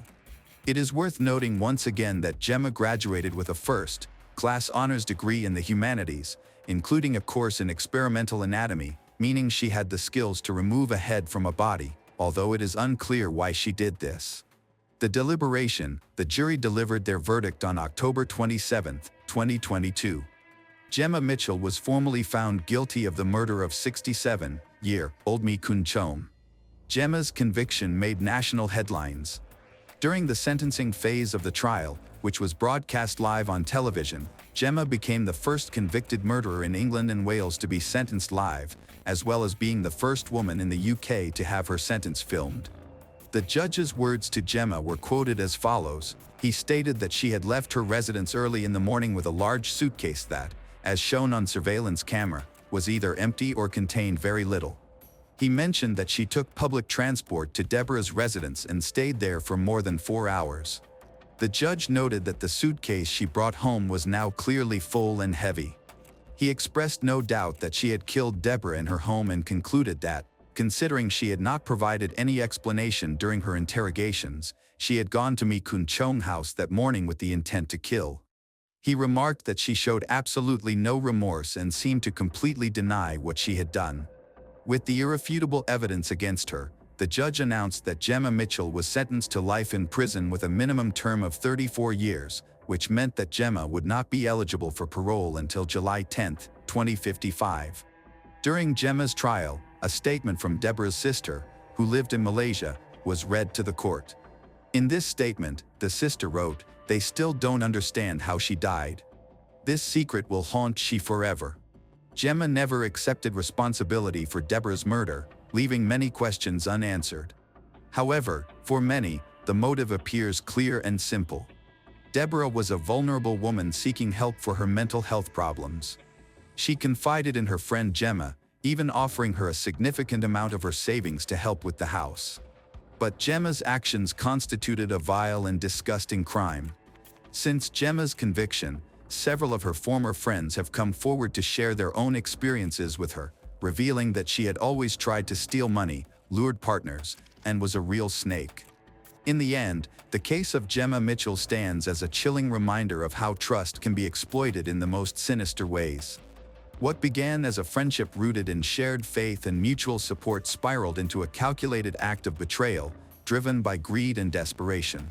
Deborah's tragic fate not only shattered the lives of those who knew her but also left an indelible mark on the UK's legal history, with Gemma's sentencing etched into public memory through its unprecedented live broadcast. As Gemma serves her life sentence, the unanswered questions surrounding Deborah's final moments linger, a haunting echo of a crime that stripped away a vulnerable woman's life and exposed the dark depths of human nature. Hello everyone, today we will learn about another case. The case of Barbara Mullenix. Have you done everything right in your life? Most likely, many will say yes. The lives of the figures in today's story resemble a madhouse. Since its inception, alcohol has remained the most commonly used psychoactive substance. It is not surprising that alcoholic drinks destroy families, destinies, and even lives. Barbara Mullenix was born on May 29, 1950, in Munich, Germany. She spent her childhood there and was described as an ordinary child from a family slightly above the middle class. By the age of 18, Barbara got married. She always dreamed of starting a family, but from the very beginning, it was far from ideal. In particular, the strong-willed Barbara turned out to be far from the ideal wife her boyfriend wanted. She was very hot-tempered. After that, she moved to the USA. In total, she went through 3 marriages, all of which ended in divorce.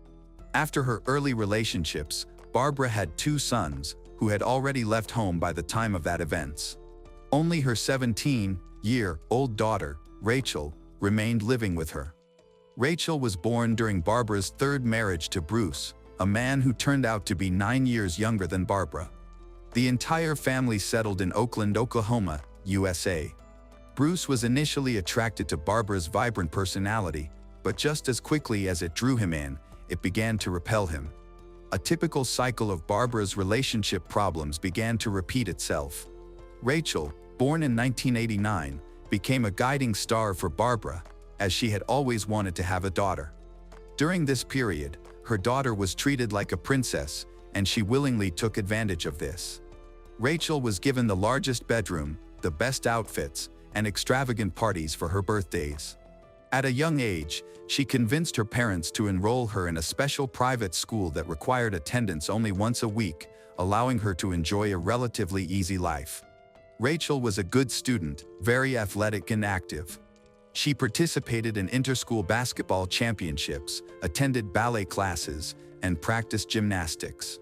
However, despite all of this, her parents faced major problems.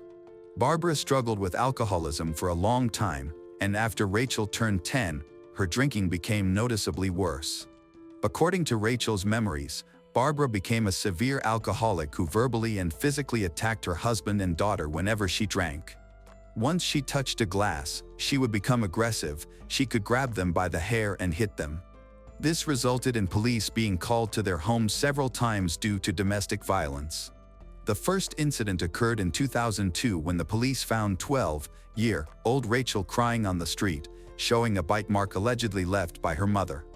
The police reports indicated several bite marks on her back that the girl clearly could not have inflicted on herself. However, she later admitted that she made up the story and asked the authorities not to press charges against her mother. She probably didn't want Barbara to suffer. After such outbursts of aggression, Barbara would often apologize to her family members. When she wasn't drinking, even her ex-husbands described her as kind and sociable. However, all this changed radically once Barbara started drinking again. Her relationships with men fell apart for the same reasons, either due to her alcoholism or the aggression stemming from her difficult temperament. When Rachel turned 13, Bruce, tired of the situation, decided to end the marriage and moved to Newport Beach, California, in search of work. Barbara then decided to move to Tampa, Florida. Typical divorce proceedings soon arose. It was difficult for they to agree on many things. They didn't want to prolong the process. Ultimately, they suggested that their daughter choose with whom she wanted to stay. This was a difficult period for Reiki, as the answer to such questions became too much for her to handle. Her parents ended up in different states, making it difficult for her to visit either parent. In the end, Rachel chose to stay with her mother and moved to Tampa, and her father had to pay child support. This decision shocked Barbara's friends, who were aware of the addiction and believed that this story could not end well. Exactly, the first incidents of trouble soon followed. In 2004, the Tampa police received a call from the home where Barbara and Rachel lived. When law enforcement officers arrived at the scene, they found a woman in tears. She was very nervous and shaking all over. There were injuries on her body, some of which she clearly could not have inflicted on herself. Barbara was reluctant to communicate with the police, answering questions in monosyllables, but from her words, it was clear that these injuries were inflicted by her daughter, Rachel. At the time of the police's arrival, the teenager had run away from home. One of the arriving officers called Rachel on her mobile phone. She immediately answered and admitted that there had been a quarrel with her mother before leaving. They had fought, and after that, Rachel hung up. In response to subsequent calls, she refused to answer. Ultimately, there was no formal complaint. Barbara refused to press charges against her daughter, and the case was hushed up. Incidents provoked earlier by Barbara in fits of alcoholic aggression ended in exactly the same way. During this period, Barbara continued to drink, and it seemed that the situation was worsening. She did not work, and they lived on benefits and alimony from Rachel's father, but there was clearly not enough money. By 2005, all this led to the fact that she could not pay the rent, which was high. When they were notified of this and given a day to pack, Rachel called her father in Newport Beach and asked if he could shelter her and her mother for a while until Barbara could recover from another binge and get back on her feet. Bruce doubted that contacting his ex-wife again was a good idea, but there was no other way out. Rachel was very convincing and used a trick. She told her father that if he could not shelter them both, they would be forced to look for other housing and would not go to him. Apparently, Bruce really wanted his daughter to come to him, so he agreed to these conditions. Rachel later admitted that she understood that without her, her mother would slide into a marginal lifestyle completely and have no way out. In the hope of saving her mother, she made this decision from the beginning. Barbara understood perfectly well that her ex-husband would be against it, so she was grateful to her daughter for her help. After receiving permission from Bruce, both packed their things and went to California. Newport Beach is now one of the richest and most prosperous communities in the United States, located south of Los Angeles. It has many beaches and premium real estate. Bruce owned an apartment there. In such areas, the crime rate is usually low, and violent attacks are committed extremely rarely, as criminal elements typically seek to profit. Unfortunately, with Barbara's arrival, the situation clearly became tense, which greatly upset Bruce. Despite the fact that the former spouses lived in separate rooms, they almost immediately began to quarrel. For Rachel, this move became an excellent opportunity to get to know the social life of the elite area of America. In any case, she and Barbara were focused on succeeding in the film industry to become famous. Barbara had already taken the first steps toward this dream. She got a job as an assistant on a set, actively attended castings, and made acquaintances. Everything went on as usual until May 2006, when the 17-year-old girl met a young man at a party. He was described as a quiet, athletic guy from a good family, good-natured and hardworking. During this period, he worked full-time, supported himself, was focused on his career and family. A romantic relationship quickly blossomed between them, and soon Rachel introduced him to her family. From the very beginning, the 4-year age difference worried both her mother and father, but after getting to know the young man better, they saw that their daughter had chosen a decent guy who treated her well. They hoped that Rachel would choose this good young man. However, Barbara soon began to exhibit flashes of jealousy. It seemed as though she felt offended by the guy because he was taking up all of Rachel's free time. Rachel practically no longer devoted herself to her relationship with her boyfriend and pushed her dreams about Hollywood into the background. Now, it became obvious that Rachel was not interested in work.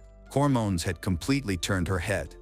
Barbara continued to pursue her acting career and even landed a small role in the series CSI, Crime Scene Investigation.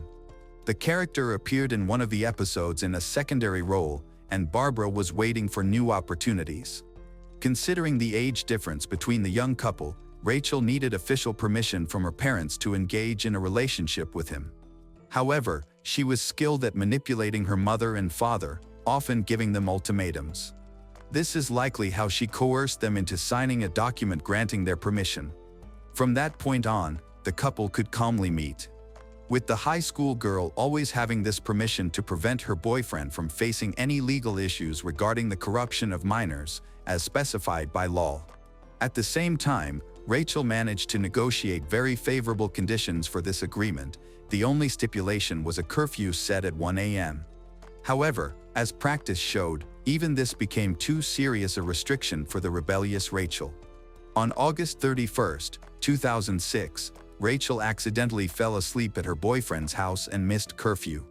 Barbara was furious. Unable to reach her daughter by phone, she went to Ian Allen's house at around 2 o'clock in the morning. Once there, she began knocking on the door, screaming and raising everyone's alarms. She forcibly pulled Rachel out of the house and forbade her from seeing Ian. This was shocking for Rachel, but for a while, Ian and Rachel decided to take a break. 10 days after this conflict, Rachel wrote in her diary that her relationship with her mother had deteriorated to its historical minimum. She openly called her mother a psychopath and reported that she heard threats from Barbara every day. Rachel expressed regret for not leaving for Tampa with her father back then and hoped that Barbara would calm down so that things could return to normal. However, things did not improve.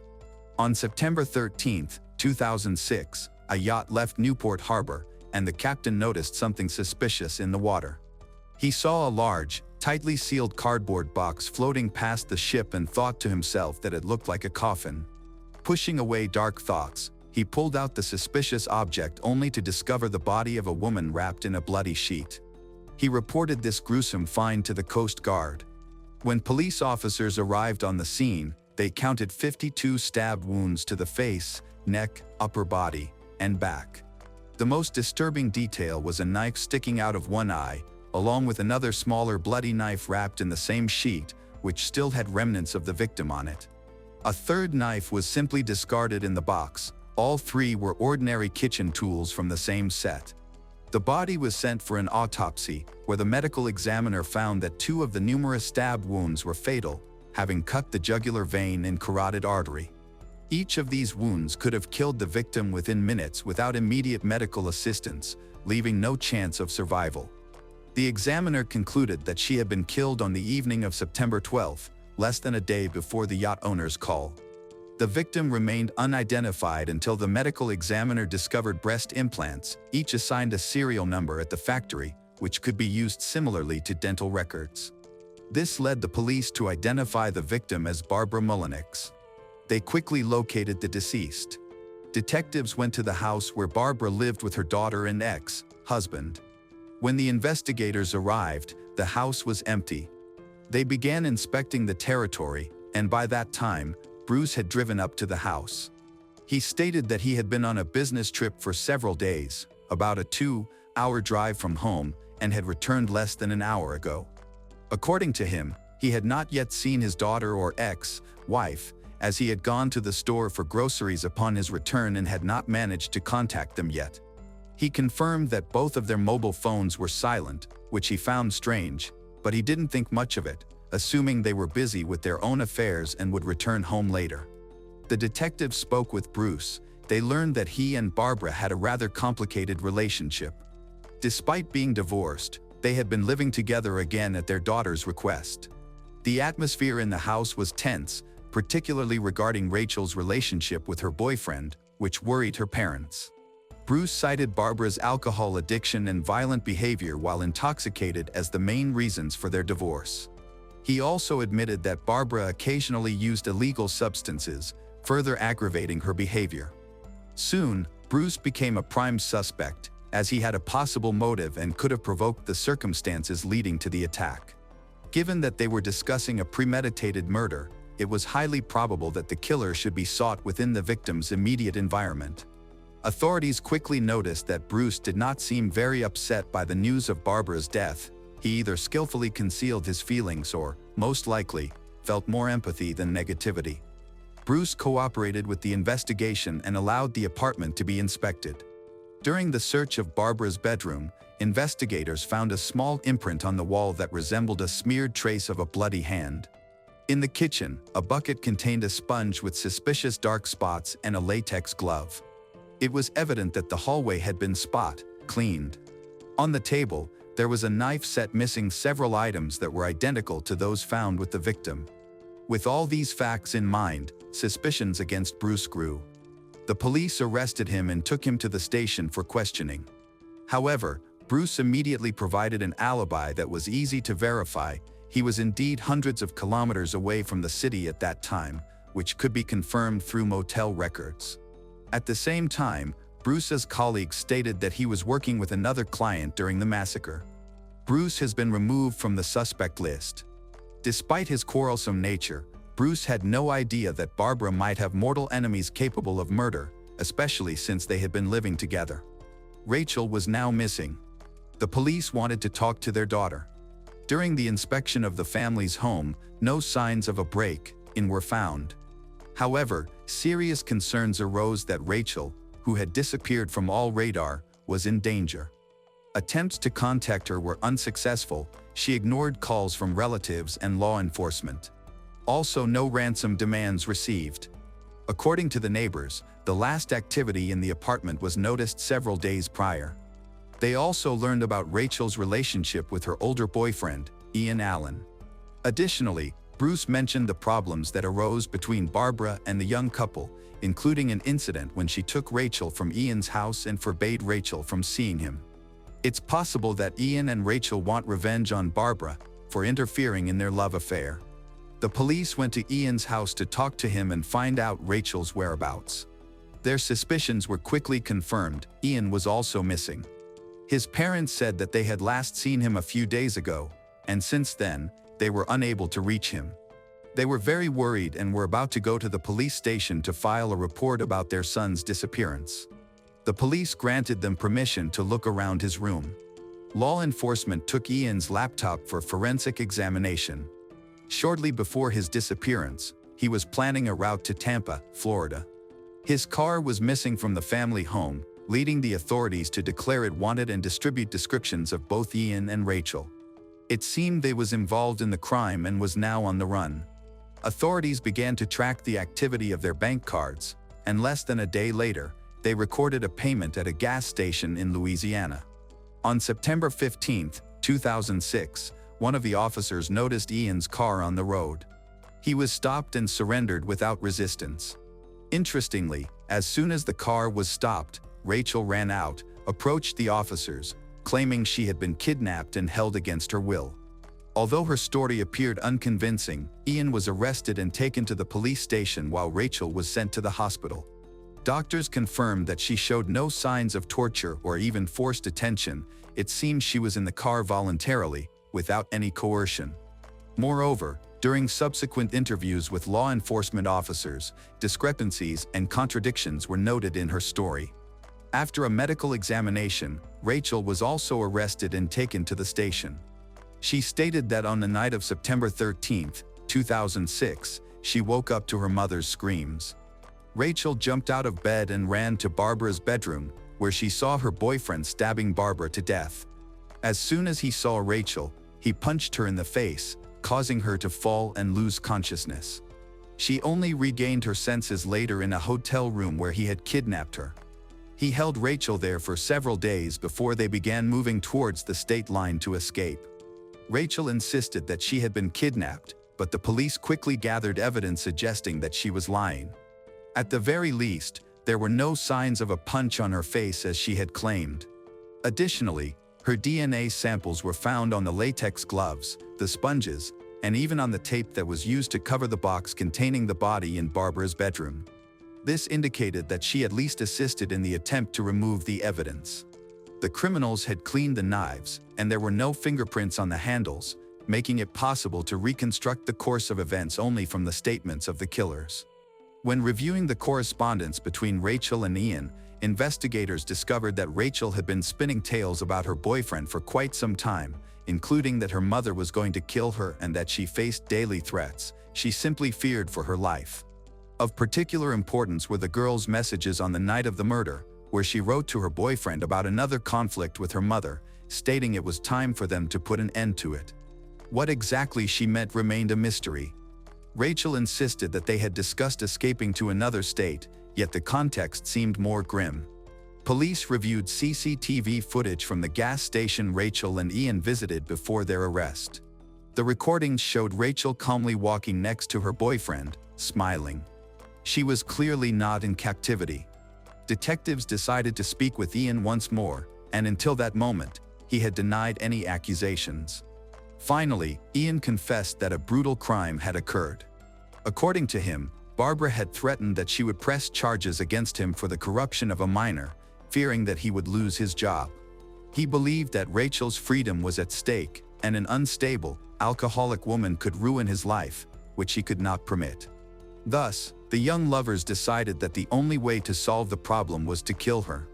They planned the entire thing together, with Rachel watching for the perfect moment when her mother would be most vulnerable. Thanks to Rachel, he learned that Bruce was going on a business trip at night. He entered the house after Rachel left the door unlocked while her mother was asleep in the kitchen. He took several knives and then attacked Barbara. His first blow landed on her eye. He thought it would instantly kill her, but he was wrong. He could not pull the knife out of her eye socket. Instead of dying, she screamed loudly and began to resist. Out of fear, he kept striking her with another knife because he wanted her to be quiet as quickly as possible. He took the blame for the crime, claiming that Rachel was just watching, then helped to clean the room and dispose of the body. Ian's story sounded convincing but had one flaw. He reported only 2 knives, while police found 3. Investigators believe that Barbara's daughter also took an active part in the murder and used a 3rd knife.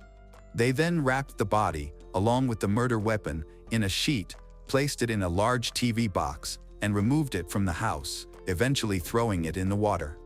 Bruce's neighbor, Malini, confirmed that on that fateful night, he heard loud noises coming from the apartment. He saw 2 young people, a guy and a girl, carrying out a large box at night, which seemed strange, especially since he had heard women's screams just half an hour earlier. It became apparent that they were disposing of a body to attract less attention. After getting rid of Barbara's body, the young people returned. Rachel was cleaning up the blood in her mother's bedroom while her boyfriend was taking a mattress and several other items far from the crime scene to burn. During this time, Rachel was even writing a love message to Ian, clearly not upset by her mother's death.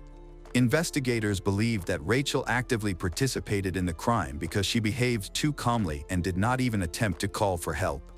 Instead, she encouraged her boyfriend to finish what he had started. This behavior contradicted her boyfriend's claim that Rachel was petrified with horror during the massacre. In June 2008, Rachel's trial began. By this time, her story had changed several times. Now, the criminal admitted that she had lied about the kidnapping and that she had gone with Ian voluntarily. At the trial, she adhered to a version more reminiscent of Ian's words, saying that she was scared and became an accomplice not of her own free will, but simply out of fear. However, this narrative seemed more like a return to the general legend from which she had initially deviated. Rachel continued to insist that she did not participate in the massacre, simply cleaned up the traces of the crime and helped get rid of the body by packing it in a box. The lawyer failed to convince the court of her innocence, and the jury found her guilty of murdering Barbara. Rachel was sentenced to 25 years in prison. 2 months after these events, the trial of Ian Allen began. When he learned how Rachel had shifted all the blame onto him and also fabricated a story about the kidnapping, he stopped covering for her in anger. He stated that she had been the mastermind of the crime from the very beginning. However, now it was too much. The prosecutor's office convincingly proved that he cold-bloodedly stabbed a defenseless woman in a fit of hatred. Ian was also found guilty and sentenced to a similar punishment of 25 years in prison, despite the guy's words. Even now, many support Rachel and consider her innocent. In particular, her brother and grandparents believe that she is a victim. On October 14, 2022, Rachel was released early from prison for good behavior. She went to live with her father in Newport Beach, California, where he still resides, while Ian Allen is still serving his sentence in a state prison. It was a quiet December night. The children were asleep, and the house was peaceful. However, something terrible was happening behind a closed door. By the next day, Lindsay Kwai had disappeared. There were no phone calls, no notes, just silence and a strange account from the man who lived with her. Initially, no one knew what to make of it, but as time went on, the truth began to emerge. What really occurred that night in Southport? Lindsay Wilson was born in the seaside town of Southport, near Liverpool. As one of 6 children in a loving and supportive family, Lindsay flourished in the caring environment provided by her parents. She had a strong bond with her siblings, especially her brother, Peter Wilson, who was just a year older. They shared laughter, secrets, and close friendships. Lindsay had a magnetic personality that attracted others, radiating energy, compassion, and joy. Her life changed dramatically in 1995. Lindsay had first become involved with Mitchell Kwai when she was 17 and pregnant by another man. Her brother introduced them. He worked with Mitchell at a local casino. What started as a promising relationship quickly escalated into a passionate romance. Within a week, they were engaged, and just weeks later, they were married. However, the celebration was muted. Mitchell's family was largely absent from the wedding, with only his brother, Elliot Quay, present. On that same day, Lindsay's father witnessed their first argument, a troubling sign of the difficulties that lay ahead, although no one could have anticipated just how severe their challenges would become. Mitchell grew up in Essex, but relocated to Southport as a teenager after the tragic loss of his mother, with a father frequently absent for work and a younger brother to look after. Mitchell had to mature quickly and face life on his own. This hardship transformed into a more troubling side of his character.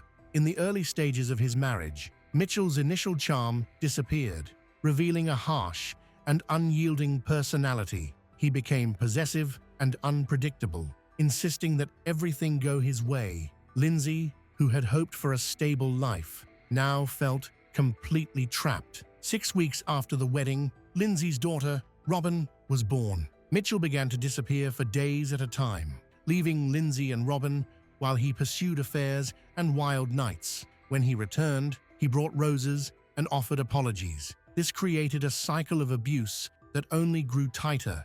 Desperate to hold on to the man she once loved, Lindsay repeatedly forgave him. However, each forgiveness made her feel more diminished. Mitchell's control over her became more deceptive. He started to distance her from everyone important in her life: friends, siblings, and even her father, who had always been her protector. Gradually, he made himself the sole influence in her life. Lindsay found herself increasingly isolated, with every escape route blocked by the man who claimed to love her. 18 months after they married, Lindsay sought to escape her situation and turned to a local support center for single mothers, where she found a place to live. For a short time, she felt some relief. However, Mitchell tracked her down, filled with apologies, promises, and tears, which led them back into the same toxic cycle.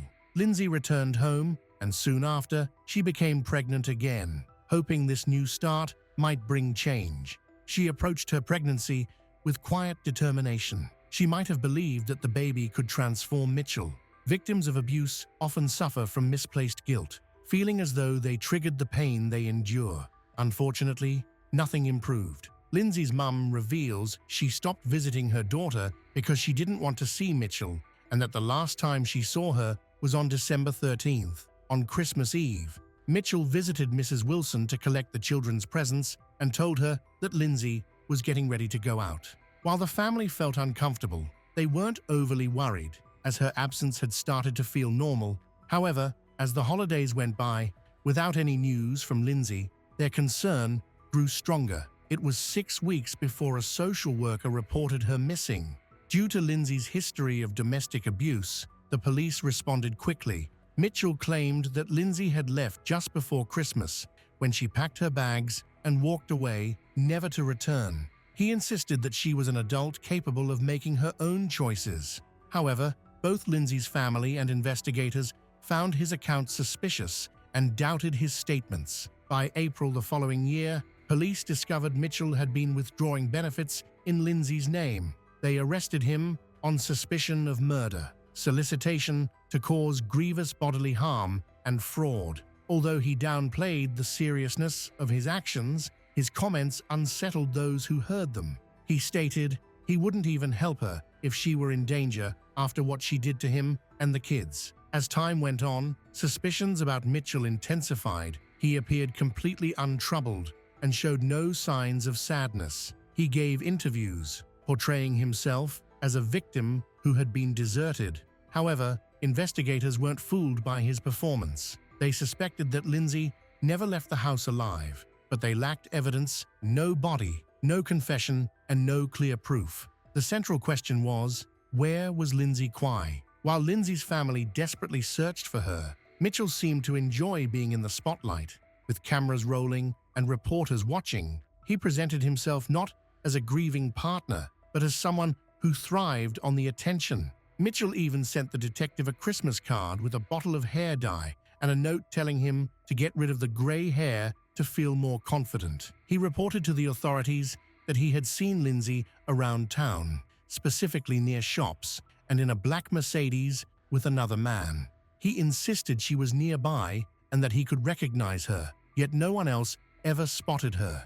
He depicted himself as a victim of suspicion rather than tragedy. His statements were inconsistent and lacked any evidence to support them. Despite thorough forensic investigations, no conclusive evidence was found in the home he had shared with Lindsay. Investigators did discover significant purchases of cleaning supplies, which raised concerns, but without a body or evidence of wrongdoing. The case has reached a standstill. While Mitchell misled the media and law enforcement, Lindsay's family faced overwhelming silence. Her father, Peter, spearheaded a persistent search for her. He distributed flyers throughout neighborhoods to seek help and to confront Mitchell with Lindsay's image daily. He scoured canals, ditches, and muddy woods, holding on to hope but increasingly feeling despair. Peter suspected Mitchell was involved, but without a body, a confession, or any closure, he was left with grief and unanswered questions. Each week,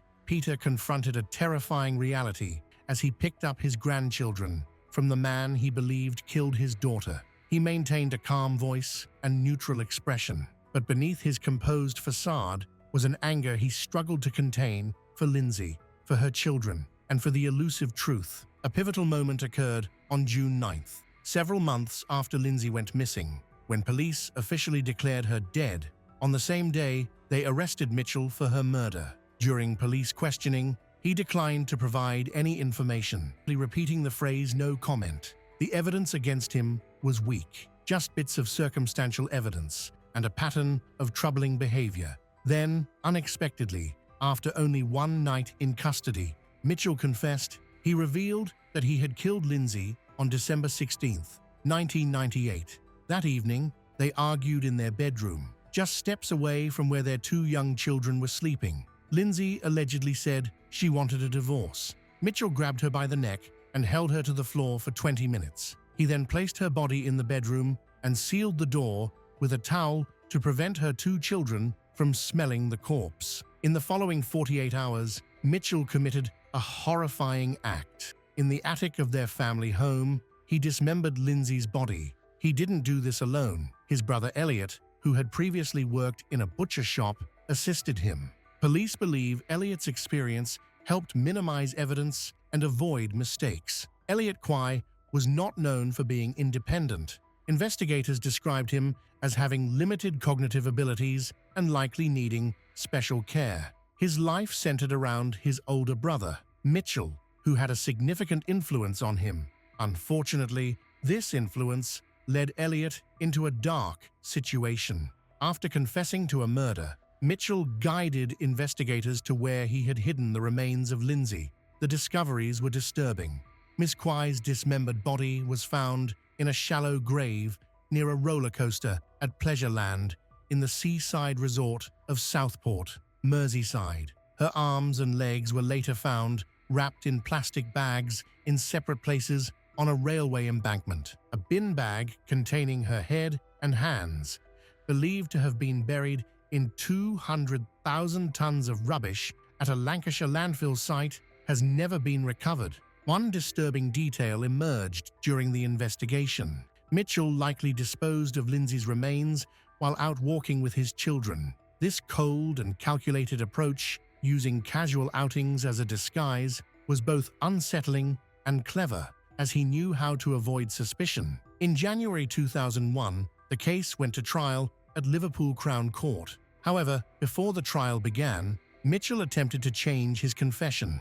He claimed he hadn't killed Lindsay, but had only dismembered and discarded her body. His story was so far-fetched that even his own legal team urged him to drop it. Ultimately, Mitchell pleaded guilty to all charges. The court found him guilty not only of murder, but also of obstructing justice and misleading law enforcement. He was sentenced to life in prison with the possibility of parole after 17 years. Meanwhile, Elliot received a 7-year sentence, which many members of Lindsay's family felt was too lenient. The outcome brought some relief, but it did not bring peace. Sadly, Just 3 months after the sentencing, the family faced another heartbreaking tragedy.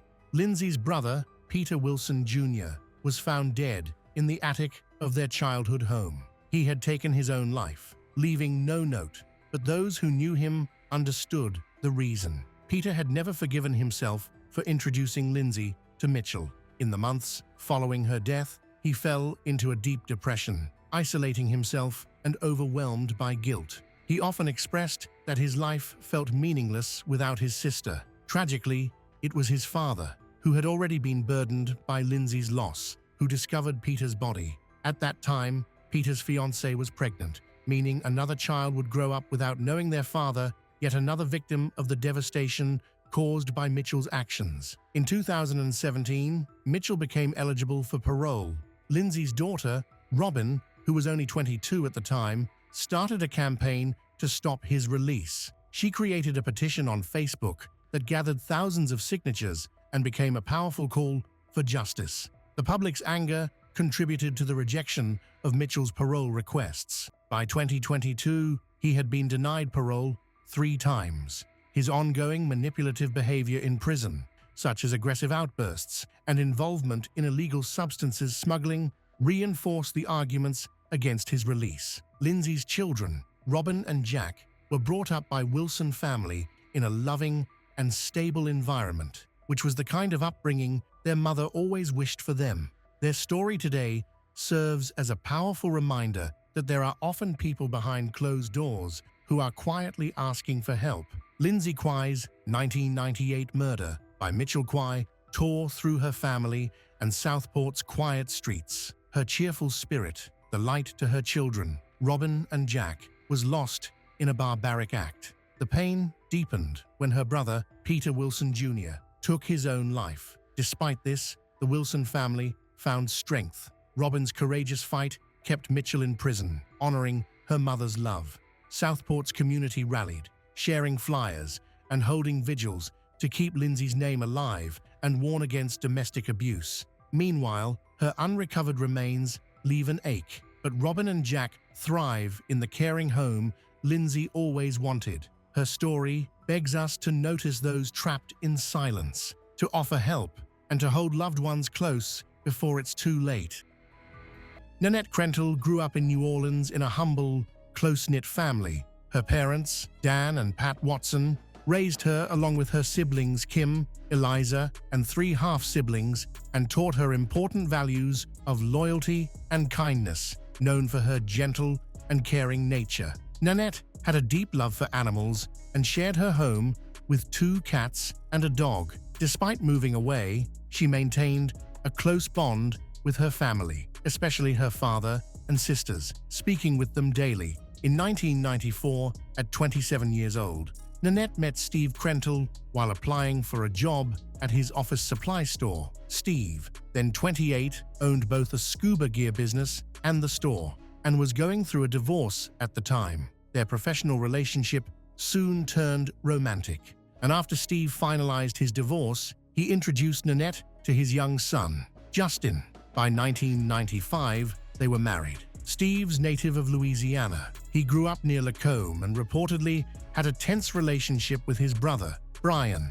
In 2000, Steve and Nanette moved to Lacombe, closer to his parents. He gradually worked his way up in the Tammany Parish Fire Department, eventually becoming the fire chief. Respected for his professionalism, his career in the fire department provided him with financial security and influence in the community. In 1997, after Steve sold both of his businesses, Nanette shifted her career path. She began working at a daycare center, where her kind and attentive nature earned the trust of parents and co-workers. Beyond her job, she became involved in the community, organizing fundraisers and charitable events, as well as supporting local fire departments by selling handmade ceramics and baked goods. By 2017, she had been out of the workforce for several years, focusing instead on her home, her pets, and continued community involvement. Although she had no children,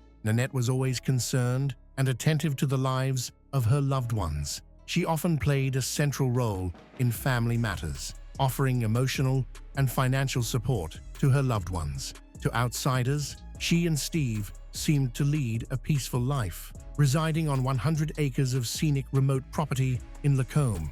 However, behind closed doors, Nanette grew increasingly concerned for her safety after Steve's brother, Brian, was released from prison. Brian allegedly blamed Nanette for the legal issues that led to his incarceration and had made direct threats against her. In response, she urged for additional security measures, having cameras installed around the property and keeping protective tools in her bedroom, car, and purse. She openly shared her fears with her family. Her father and sisters, aware of the escalating tension, were alarmed but did not anticipate just how grave the situation would become. Steve was also concerned and worked with Nanette to increase security. He installed additional cameras, purchased self-defense equipment, and even practiced shooting with her at a local shooting range. However, despite these precautions, the simmering problems in their family did not go away. Behind the facade of a peaceful life, there were bitter family conflicts, growing tensions, and the choices ahead led to unforeseen consequences. On July 14, 2017, at around 2:30 p.m., the St. Tammany Parish Fire Department received an urgent call from Steve's cousin, who lived nearby. He reported seeing thick smoke rising from Steve's property and suspected the house was on fire. Despite the distance between their homes and the dense forest in between, the fire was visible from afar. Steve and his team arrived at the scene around 3 p.m. when the house was engulfed in flames. Firefighters worked into the evening to extinguish the fire, only to discover human remains in the bathroom of the master bedroom. The damage was extensive, but the location of the remains and the fact that no one else lived there indicated the victim was likely Nanette, Steve's wife. No alarms had sounded, and throughout the day, Steve's repeated calls to both Nanette's cell phone and the house landline had gone unanswered. Her car remained in the garage, further confirming she had been home at the time of the fire. Tragically, all the household pets also perished, reflecting the sudden and intense nature of the flames. Federal fire investigation specialists joined the inquiry. Initially, the fire was considered a possible accident, but the circumstances surrounding Nanette's death raised suspicions. Her remains were found in the bathroom, and there was no indication she had tried to escape. This prompted a forensic autopsy, which included DNA testing and an investigation into the cause of death. About a week later, during a memorial service, part of the coroner's preliminary findings became public. It was revealed that Nanette had suffered a gunshot wound to the head, with a bullet found in her skull. This discovery completely shifted the direction of the investigation. On July 18th, the sheriff confirmed the findings, apologized for the delay in communication, and acknowledged evidence of a criminal act. Further autopsy results showed no smoke inhalation in Nanette's lungs, proving that she had died before the fire. Since no weapon was found near her body, the possibility of self-inflicted injuries has been ruled out. The investigation further revealed the presence of 9 security cameras on the property, but Steve stated that the system had stopped functioning several days before the fire. Efforts to recover footage from the damaged equipment were unsuccessful. This lack of evidence, combined with forensic findings, suggested the fire had been intentionally set to destroy evidence. Investigators shifted their focus to individuals who might have had both motive and access to the property. However, an official statement confirming foul play in Nanette's death was not released until 4 days after the fire. The family's frustration with the investigation grew, particularly because the coroner had noted the gunshot wound the day after the incident, yet this information wasn't immediately shared with them. Nanette's sister, Kim, a prosecutor in Nebraska, publicly criticized the investigation, pointing to the lack of proper scene containment, which may have compromised evidence. When Nanette's relatives arrived in Louisiana shortly after the tragedy, they found the property unsecured and the house open.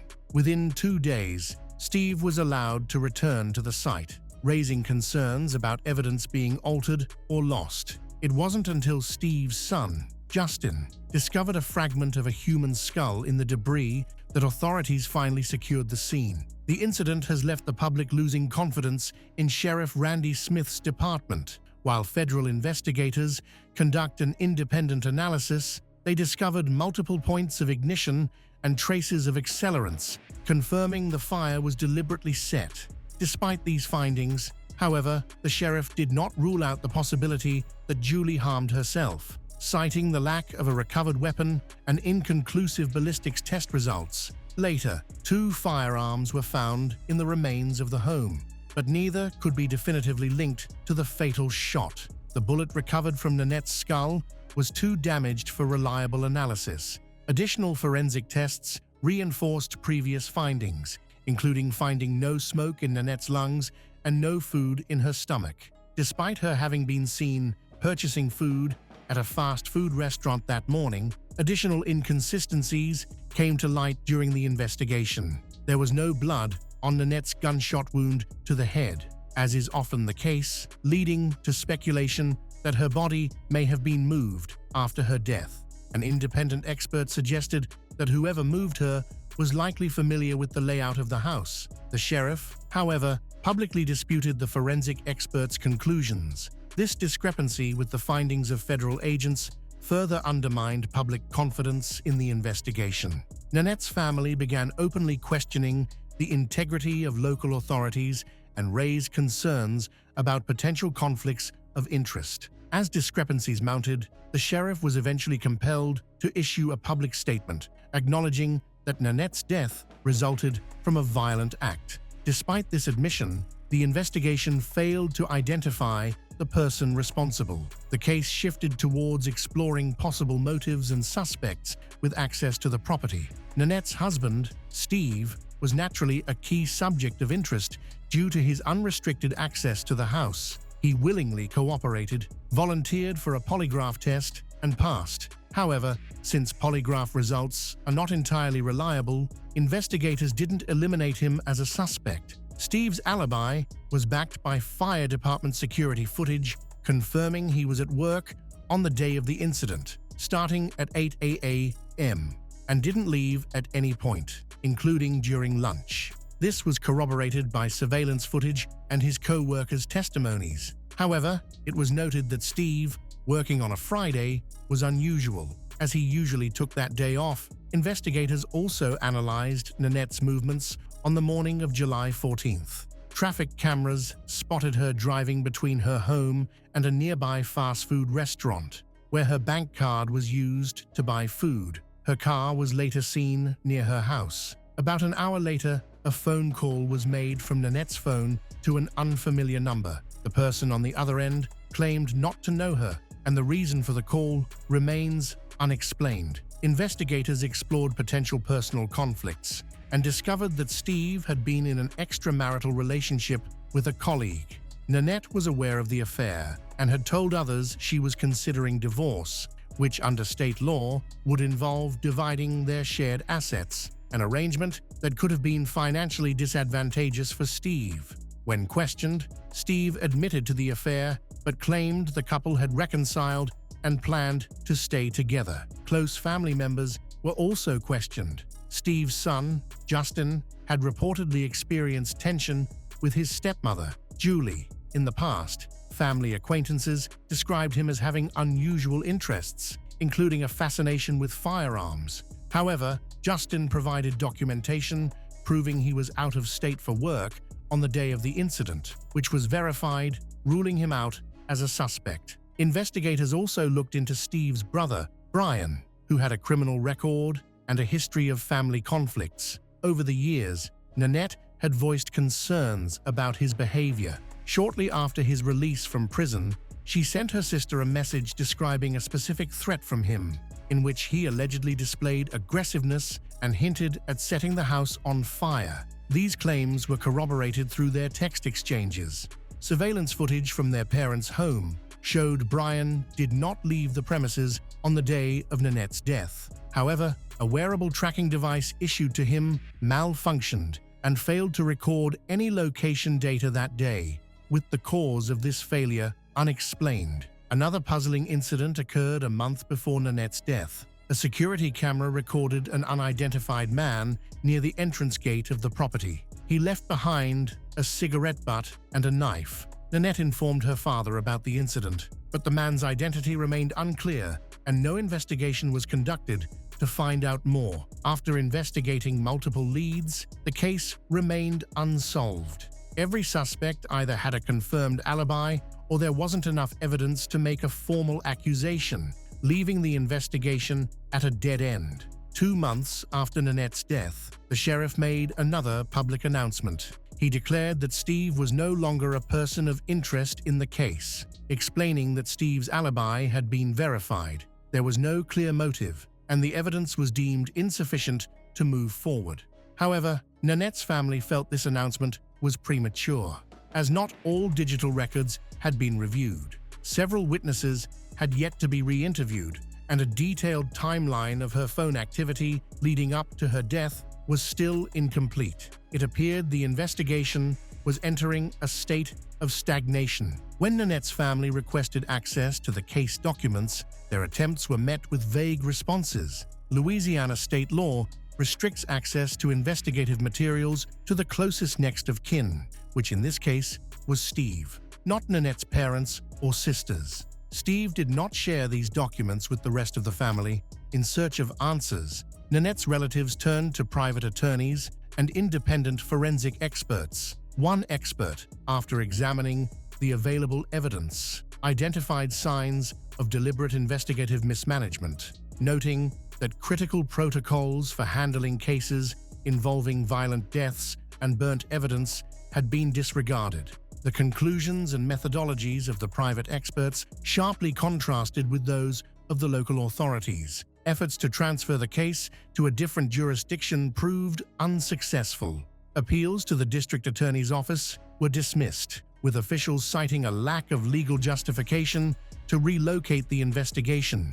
Frustrated by the lack of progress, Nanette's family turned to social media, launching a page to provide updates and highlight inconsistencies in the investigation, in the hope of pressuring authorities into action. However, the sheriff's actions became a significant obstacle to achieving transparency. His public statements, dismissal of expert findings, and personal connections to individuals potentially linked to the case raised concerns about his impartiality and deepened public mistrust. Despite multiple individuals with potential motives, the investigation failed to reach a definite conclusion. Detectives worked on verifying alibis, analyzing technical records, and identifying gaps in the official narrative. But these efforts often revealed inconsistencies that undermined the credibility of the evidence. A key issue was the absence of location data from the GPS-enabled ankle monitor worn by Brian. On July 14th, the day of the incident, the monitor registered no location data, an unexplained blackout. Authorities were unable to determine whether the failure was a technical error or whether the monitor had been intentionally disabled. This missing data represented a major accountability failure and raised serious questions. Another troubling discovery came from a review of footage from a security camera inside Brian's parents' home. The video depicted Brian with a working desk lamp and a visible wall clock in the background, ostensibly providing an alibi.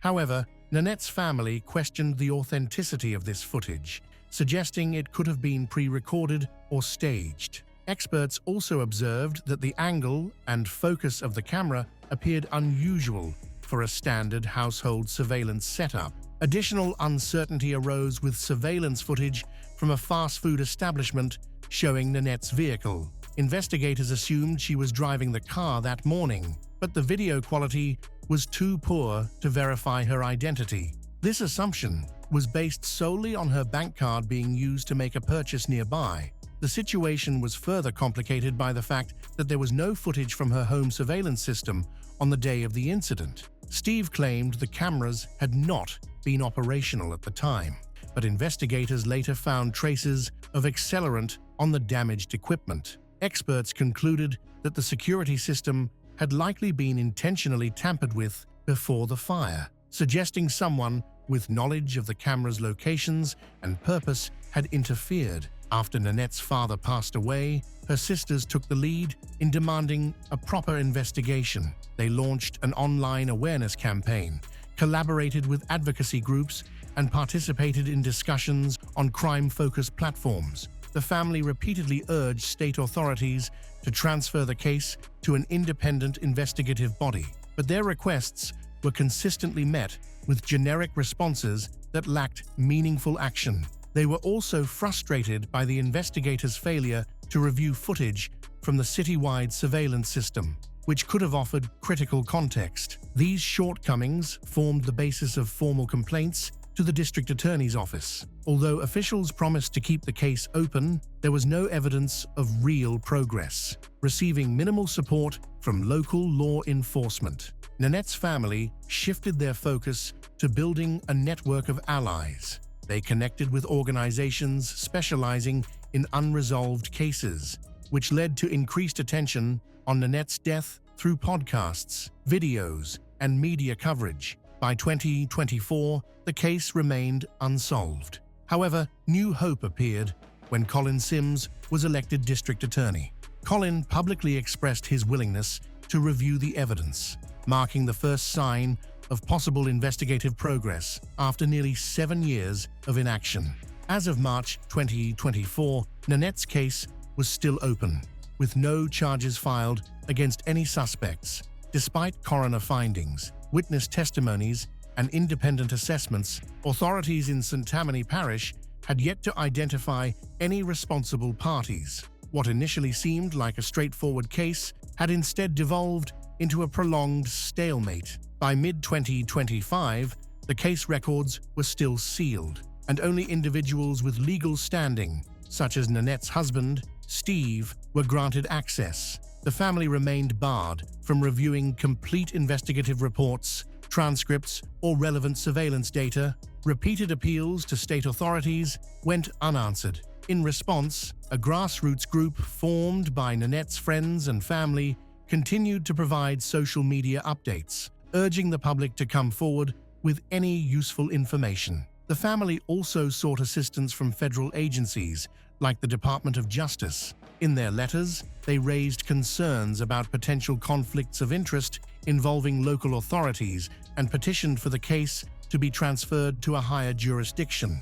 Independent experts consulted by the family identified numerous investigative avenues that had not been fully explored, including recovering deleted digital records and re-interviewing key witnesses. However, without official investigative authority, these proposals could not be enforced. Despite years of stagnation, Nanette's family has never stopped fighting for answers. For them, this is about more than personal grief. It is a pursuit of justice. The lack of progress has only strengthened their resolve. They firmly believe the truth can still be uncovered if independent expertise is brought in and the case is reviewed impartially. As of this report, the case remains open but inactive. Nanette Krentel's story highlights how errors, delays, and possible bias can obstruct justice in a major case. Yet, it also demonstrates the unwavering resilience of a family determined to keep her memory alive.